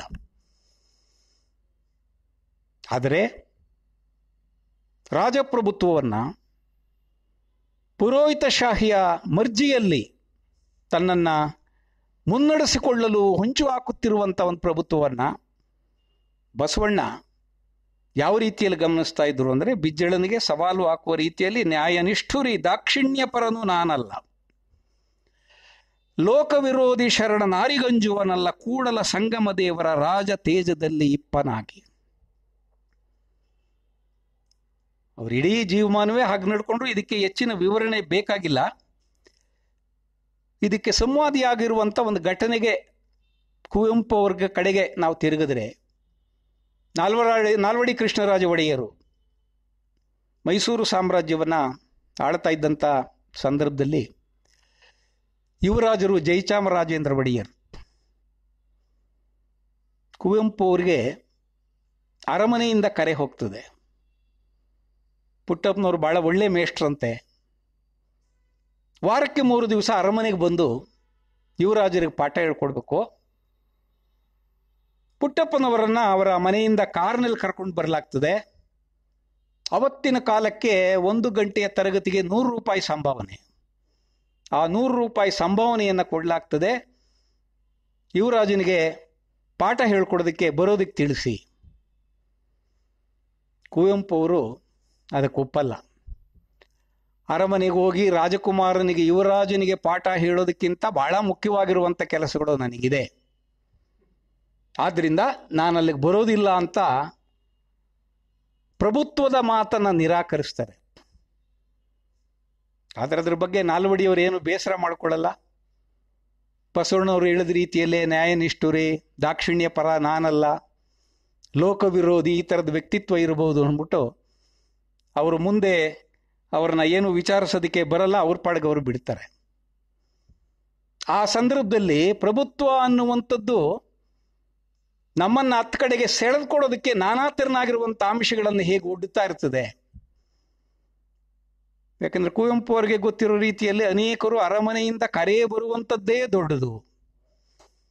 ನಾನು ಹೋಗಿ ಅರಮನೆಯಲ್ಲಿ ರಾಜಕುಮಾರನಿಗೆ ಪಾಠ ಹೇಳ್ತಾ ಇದ್ದೀನಿ, ನನಗೆ ಕಾರಿನ ವ್ಯವಸ್ಥೆ ಮಾಡ್ತಾರೆ, ಒಳ್ಳೆ ಸಂಭಾವನೆ ಕೊಡ್ತಾರೆ ಅಂತ ಹೊರಗಡೆ ಎಲ್ಲ ಹೇಳ್ಕೊಡ್ತಿದ್ದಾಗ ಕುವೆಂಪು ಅಂತವರು ಅದನ್ನು ನಿರಾಕರಿಸುವಂಥದ್ದು ಅಷ್ಟೊಂದು ಸಾಧಾರಣವಾಗಿರುವಂಥ ಸಂಗತಿ ಅಲ್ಲ. ಅಷ್ಟಕ್ಕೆ ಅವರು ಬಿಡೋದಿಲ್ಲ, ಒಂದು ಪದ್ಯವನ್ನು ಕೂಡ ಬರೀತಾರೆ. ಆ ಪದ್ಯ ಏನು ಅಂತ ಅಂದರೆ, ವಸಂತ ವನದಲ್ಲಿ ಕೂಗುವ ಕೋಗಿಲೆ ರಾಜರ ಬಿರುದನ್ನು ಬಯಸುವುದಿಲ್ಲ. ವಸಂತವನದಲ್ಲಿ ಕೂಗುವ ಕೋಗಿಲೆ ರಾಜರ ಬಿರುದನ್ನು ಬಯಸುವುದಿಲ್ಲ, ಕವಿಗೆ ಅರಸು ಗಿರಸುಗಳ ಋಣವಿಲ್ಲ. ನೋಡಿ, ಅರಸು ಗಿರಸುಗಳ ಋಣವಿಲ್ಲ, ಅವನಗ್ನಿಮುಖಿ ಪ್ರಳಯ ಶಿಖಿ. ಅಂದರೆ ನಿಜವಾದ ಕವಿ ವ್ಯಕ್ತಿತ್ವ ಹೇಗಿರಬೇಕು ಅನ್ನೋದನ್ನು ಇದರಲ್ಲಿ ಹೇಳ್ತಾ ಇರ್ತಾರೆ. ಒಂದು ಸಾರಿ ರಾಜತ್ವದ ಮುಲಾಜಿಗೆ ಒಳಗಾದರೆ ನಿಮ್ಮ ಸ್ವಂತಿಕೆ, ನಿಮ್ಮ ಅಸ್ಮಿತೆ ಸಂಪೂರ್ಣವಾಗಿ ಬಂದಾಗುತ್ತದೆ. ಅಧಿಕಾರದ ಲೋಪಗಳೇನಿರ್ತವೆ, ಅಧಿಕಾರದಲ್ಲಿರುವಂಥವ್ರು ಎಷ್ಟು ಭ್ರಷ್ಟರಾಗಿರ್ತಾರೆ, ನೀಚರಾಗಿರ್ತಾರೆ, ಅದಕ್ಕೆ ಅದನ್ನು ವಿರೋಧಿಸುವಂಥ ಒಂದು ನೈತಿಕತೆಯೇ ನಮ್ಮಲ್ಲಿ ಇಲ್ಲವಾಗುತ್ತದೆ. ಆದ್ದರಿಂದ ಪ್ರಭುತ್ವದ ಜೊತೆಯಲ್ಲಿ ಯಾವತ್ತೂ ಕೂಡ ಶಾಮೀಲಾಗತಕ್ಕದ್ದಲ್ಲ. ಕವಿಗಳು, ಸಾಹಿತಿಗಳು ನಾಳೆ ದಿವಸ ತಮಗೆ ಬೇಕಾದಂಥ ಸ್ಥಾನಮಾನಕ್ಕಾಗಿ ಮಂತ್ರಿಗಳ ಮನೆಗೆ ಅವ್ರು ಹೇಳೋದಕ್ಕಿಂತ ಮುಂಚಿತವಾಗಿ ಹೋಗಿ ಅವರಿಗೆ ಶುಭೋದಯವನ್ನು ಹೇಳುವಂಥ, ತಮ್ಮ ಪರಿಚಯವನ್ನು ಮಾಡಿಕೊಳ್ಳುವಂಥ, ಹಲವಾರು ಪ್ರಶಸ್ತಿಗಳಿಗೆ ಹಲ್ಲಿಗಿಂಜುವಂಥ ಒಂದು ಸನ್ನಿವೇಶವನ್ನು ನಾವಿವತ್ತು ನೋಡ್ತಾ ಇದ್ದೀವಿ. ಕುವೆಂಪು ಅವರ ಆದರ್ಶ ಯಾವ ರೀತಿಯಲ್ಲಿತ್ತು? ರಾಜತ್ವವನ್ನು ಎಲ್ಲ ಒಂದು ಕಡೆ ಧಿಕ್ಕರಿಸುವ, ಇಲ್ಲ ನಮಗೂ ನಿಮಗೂ ಈ ಥರನಾಗಿರುವಂಥ ಸಂಬಂಧ ಬೇಡ, ನಾಳೆ ನೀವು ಮಾಡಿದಂಥ ತಪ್ಪನ್ನು ವಿರೋಧಿಸುವ ಅಥವಾ ಪ್ರತಿಭಟಿಸುವ ಒಂದು ನೈತಿಕತೆ ಇರೋದಿಲ್ಲ. ಅಖಂಡ ಕರ್ನಾಟಕ ಅನ್ನುವಂಥ ಒಂದು ಪದ್ಯವು ಕೂಡ ಇಂಥದೇ ಒಂದು ಹಿನ್ನೆಲೆಯಲ್ಲಿ ಹುಟ್ಟುಕೊಳ್ಳುತ್ತದೆ. ಅಖಂಡ ಕರ್ನಾಟಕ ಪದ್ಯ ಬರೆಯುವಂಥ ಸಂದರ್ಭದಲ್ಲಿ ಕರ್ನಾಟಕ ಏಕೀಕರಣಕ್ಕಾಗಿ ಹೋರಾಟ ನಡೀತಾ ಇರ್ತದೆ. ಅವತ್ತು ಇದ್ದಂಥ ಸರ್ಕಾರ ಈ ಏಕೀಕರಣಕ್ಕೆ ವಿರೋಧವಾಗಿರ್ತದೆ. ಉತ್ತರ ಕರ್ನಾಟಕದಲ್ಲಿರುವಂಥ ಭಾಗ ಏನಿದೆ ಅದೆಲ್ಲವೂ ಕೂಡ ಹಿಂದುಳಿದಿರುವಂಥದ್ದು, ನಾವು ಇಲ್ಲಿಗೆ ಸೇರಿಸ್ಕೊಂಡ್ರೆ ನಮ್ಮ ಅಭಿವೃದ್ಧಿಗಾಗಿ ಹಣವನ್ನೆಲ್ಲ ಅಲ್ಲಿಗೆ ಹಾಕ್ಬೇಕಾಗುತ್ತೆ ಇತ್ಯಾದಿ ದುರಾಲೋಚನೆ ಇತ್ಯಾದಿಗಳನ್ನೆಲ್ಲವನ್ನು ಇಟ್ಕೊಂಡು ಏಕೀಕರಣಕ್ಕೆ ವಿರುದ್ಧವಾಗಿರ್ತದೆ. ಆದರೆ ಕುವೆಂಪು ಏಕೀಕರಣದ ಪರವಾಗಿ ಪದ್ಯಗಳನ್ನು ಬರೀತಿರ್ತಾರೆ, ಭಾಷಣಗಳನ್ನು ಮಾಡ್ತಿರ್ತಾರೆ, ಯುವಕರನ್ನು ಸಂಘಟಿಸಿ ಅವ್ರಿಗೂ ಕೂಡ ಕರೆ ಕೊಡ್ತಿರ್ತಾರೆ. ಅವಾಗ ಯಾರೊಬ್ಬರು ಅವತ್ತಿನ ಮುಖ್ಯಮಂತ್ರಿಗೆ ಕಿವಿ ಕಚ್ಚಿದ ರೋಗಿ ನೋಡಿ, ಸರ್ಕಾರದ ನಿಲುವು ಏಕೀಕರಣಕ್ಕೆ ವಿರುದ್ಧವಾಗಿರುವಂಥದ್ದು. ಆದರೆ ಮೈಸೂರು ವಿಶ್ವವಿದ್ಯಾಲಯದಲ್ಲಿ ಅಧ್ಯಾಪಕರಾಗಿರುವಂಥ ಕುವೆಂಪು ಅವರು ಏಕೀಕರಣದ ಪರವಾಗಿ ಯುವಕರಿಗೆಲ್ಲನೂ ಕರೆ ಕೊಡ್ತಾ ಇದ್ದಾರೆ, ಪದ್ಯಗಳನ್ನು ಬರೆದು ಎಚ್ಚರಿಸ್ತಾ ಇದ್ದಾರೆ. ಸರ್ಕಾರಿ ನೌಕರನಾಗಿ ಇಂಥ ಕೆಲಸ ಮಾಡ್ಬೋದೇ, ಅವ್ರನ್ನ ಸಮಜಾಯಿಷಿ ಕೇಳಿ.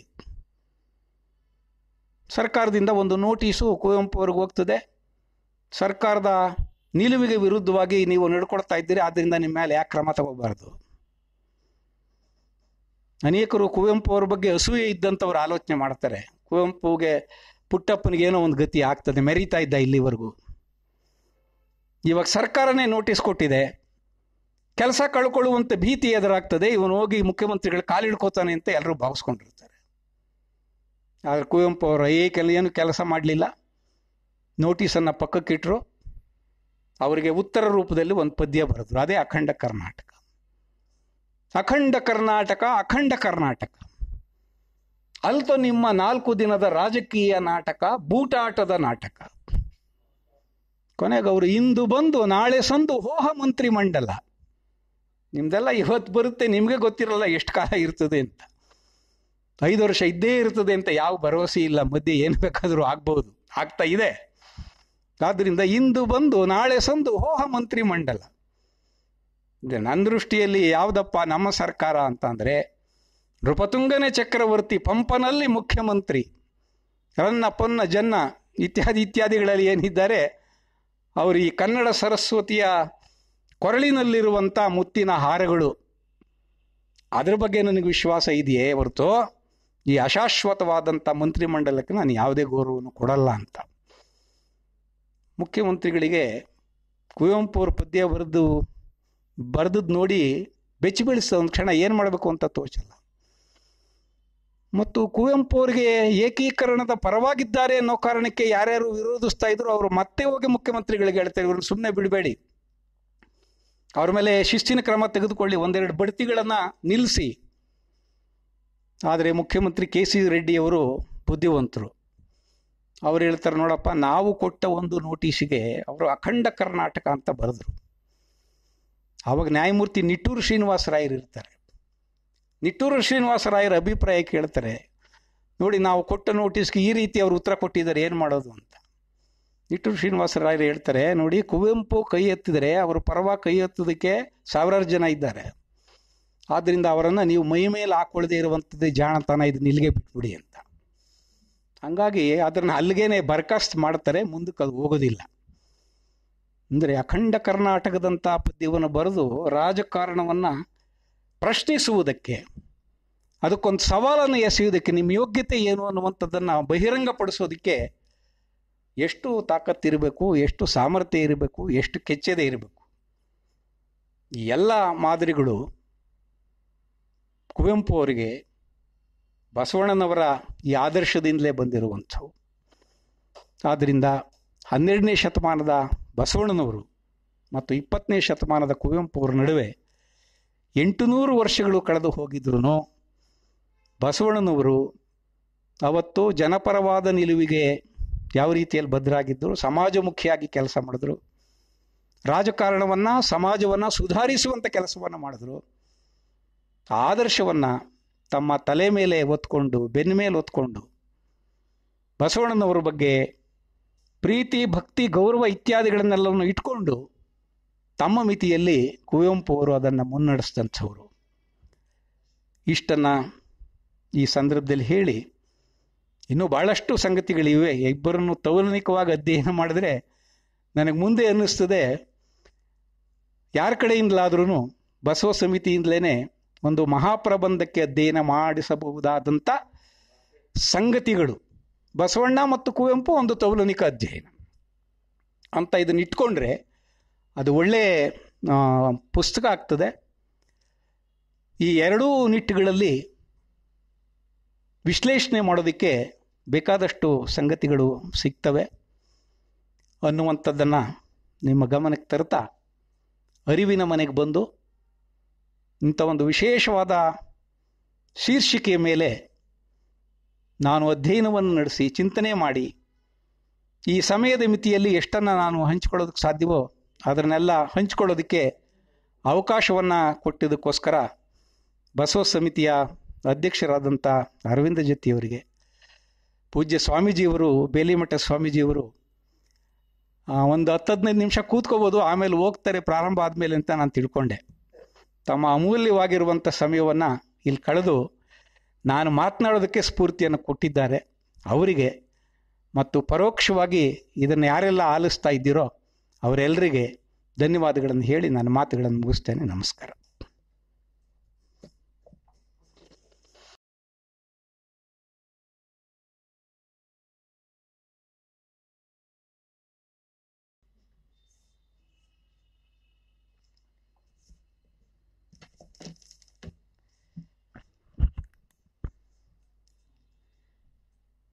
ಧನ್ಯವಾದಗಳು ಸರ್. ಮುಂದಿನ ಕಾರ್ಯಕ್ರಮ ಆಶೀರ್ವಚನ ಪೂಜ್ಯ ಶ್ರೀ ಶಿವರುದ್ರ ಮಹಾಸ್ವಾಮೀಜಿಗಳು, ಬೇಲಿಮಠಾಧ್ಯಕ್ಷ ಇವರಿಂದ.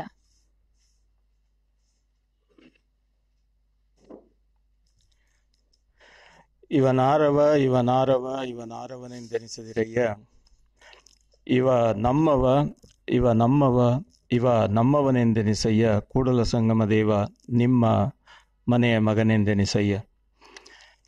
ಬಸವ ಸಮಿತಿ ಬೆಂಗಳೂರು, ಕಲಬುರಗಿ ಮತ್ತು ಧಾರವಾಡ ಆನ್ಲೈನ್ ಅರಿವಿನ ಮನೆಯ ಸದ್ಭಾವನಾ ಮಾಲಿಕೆಯ 18ನೆಯ ಒಂದು ವಿಷಯ ಮಂಡನೆ,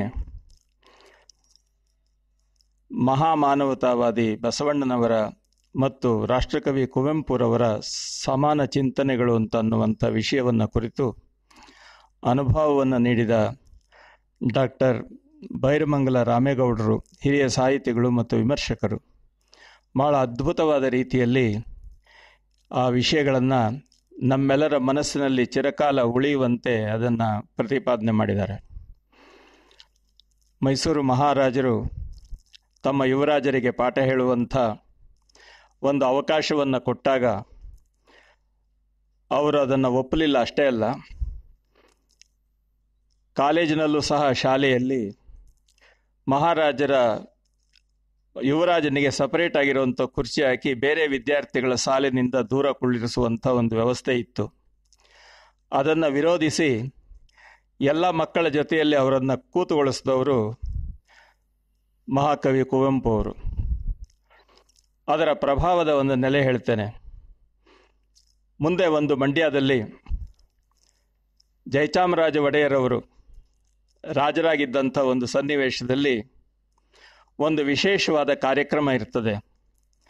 ಆ ಕಾರ್ಯಕ್ರಮದಲ್ಲಿ ಎಲ್ಲ ಹಿರಿಯ ವಿದ್ವಾಂಸರ ಜೊತೆಯಲ್ಲಿ ಕುವೆಂಪು ಅವರು ಸಹ ಭಾಗಿಗಳಾಗಿರ್ತಾರೆ.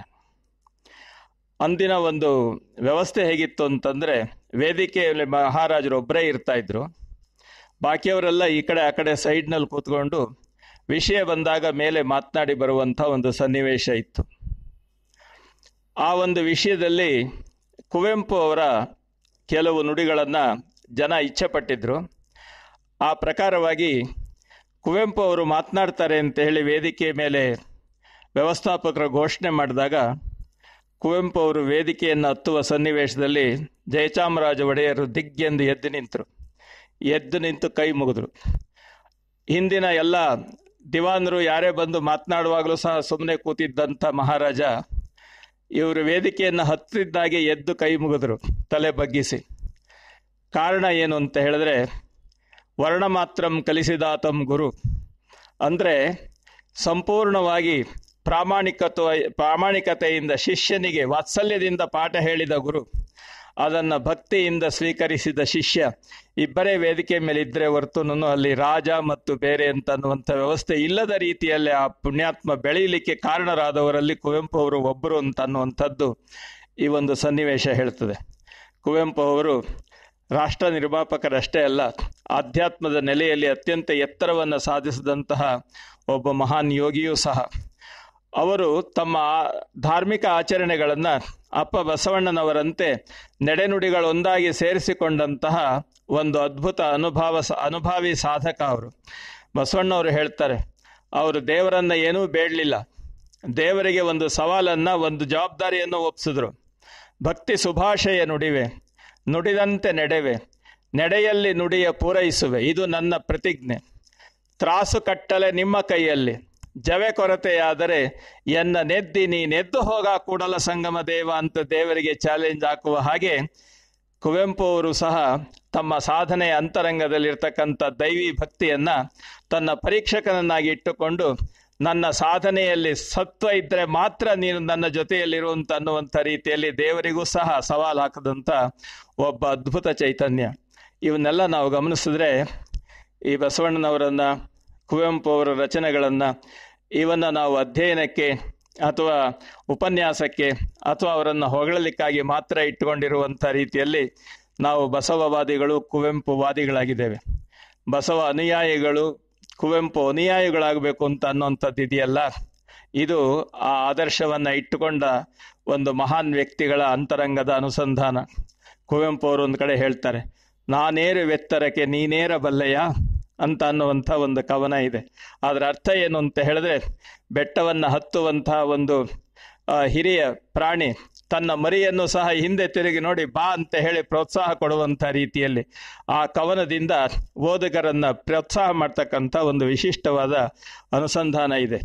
ಇಂತಹ ಅದ್ಭುತವಾದ ವ್ಯಕ್ತಿಯನ್ನು ಕುರಿತು, ಈ ಸಮನ್ವಯ ತೌಲನಿಕವಾಗಿರ್ತಕ್ಕಂಥ ಸಮಾನ ಚಿಂತನೆಗಳನ್ನು ಕುರಿತು ಅನುಭವವನ್ನು ನೀಡಿದಂತಹ ಬೈರಮಂಗಲದ ರಾಮೇಗೌಡರಿಗೆ ನಾವು ಬಸವ ಸಮಿತಿಯ ವತಿಯಿಂದ ಕೃತಜ್ಞತೆಗಳನ್ನು ಸಲ್ಲಿಸ್ತೇನೆ.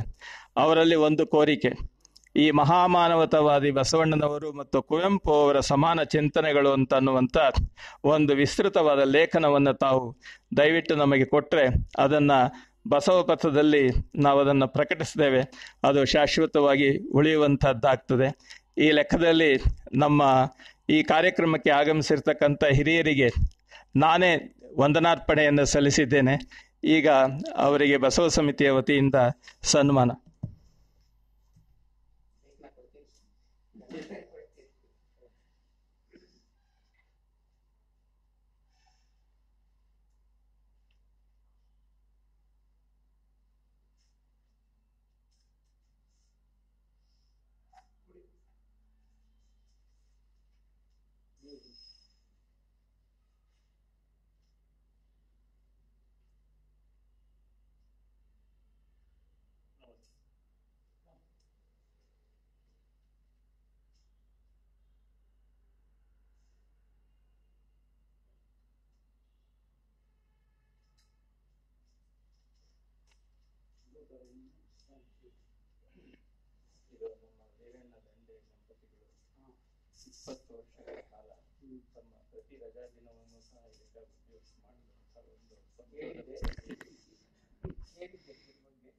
ಈ ದಿನದ ಕಾರ್ಯಕ್ರಮದಲ್ಲಿ ಪಾಲ್ಗೊಂಡ ಎಲ್ಲಾ ಶರಣ ಬಂಧುಗಳಿಗೆ ಶರಣು ಶರಣಾರ್ಥಿ.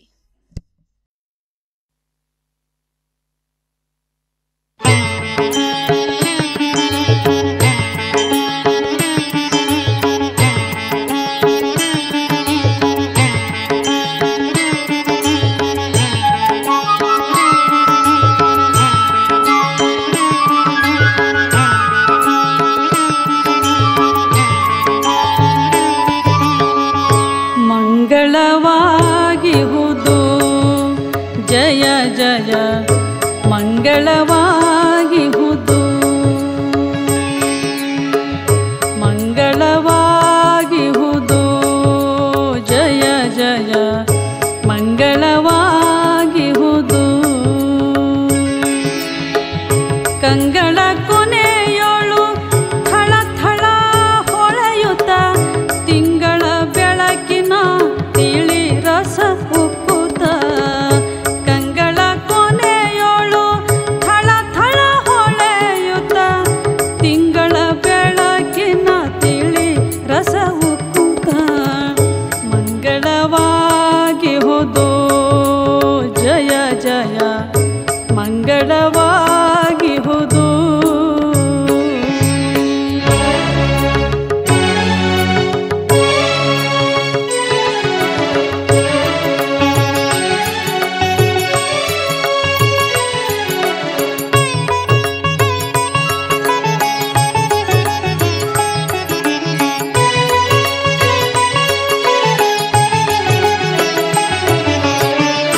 ವಿರತಿಯೆಂಬ ಬತ್ತಿಗೆ ಭಕ್ತಿಯು ಎರಕವಾಗಿಹ ತೈಲವು ವಿರತಿಯೆಂಬ ಬತ್ತಿಗೆ ಭಕ್ತಿಯು ಎರಕವಾಗಿಹ ತೈಲವು ಎರಡು ಒಂದಾಗಿಹ ಅರುವೆಂಬ ಜ್ಯೋತಿಯು ಎರಡು ಒಂದಾಗಿಹ ಅರುವೆಂಬ ಜ್ಯೋತಿಯು ಉರಿಯಲು ತಾಮಸ ಕತ್ತಲೆ ಅಡಗಲು ಉರಿಯಲು ತಾಮಸ ಕತ್ತಲೆ ಅಡಗಲು ಮಂಗಳವಾಗಿಹುದು ಜಯ ಜಯ ಮಂಗಳವಾಗಿಹುದು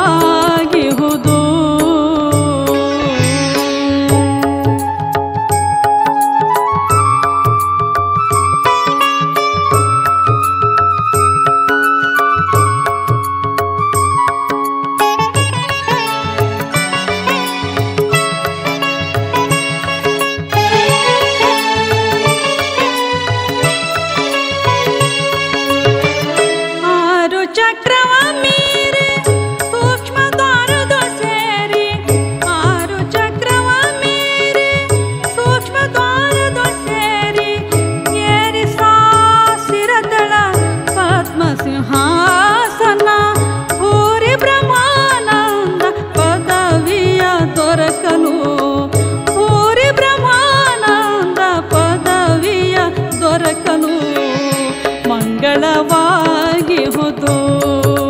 ಜಯ ಜಯ ಮಂಗಳವಾಗಿಹುದು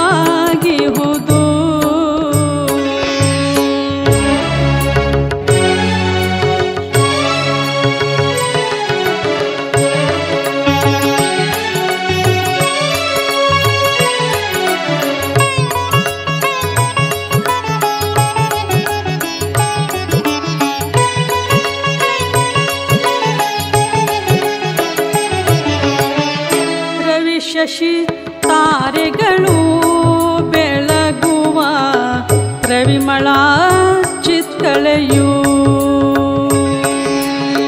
ರವಿ ಶಶಿ ತಾರೆಗಳು ಬೆಳಗುವ ರವಿಮಳ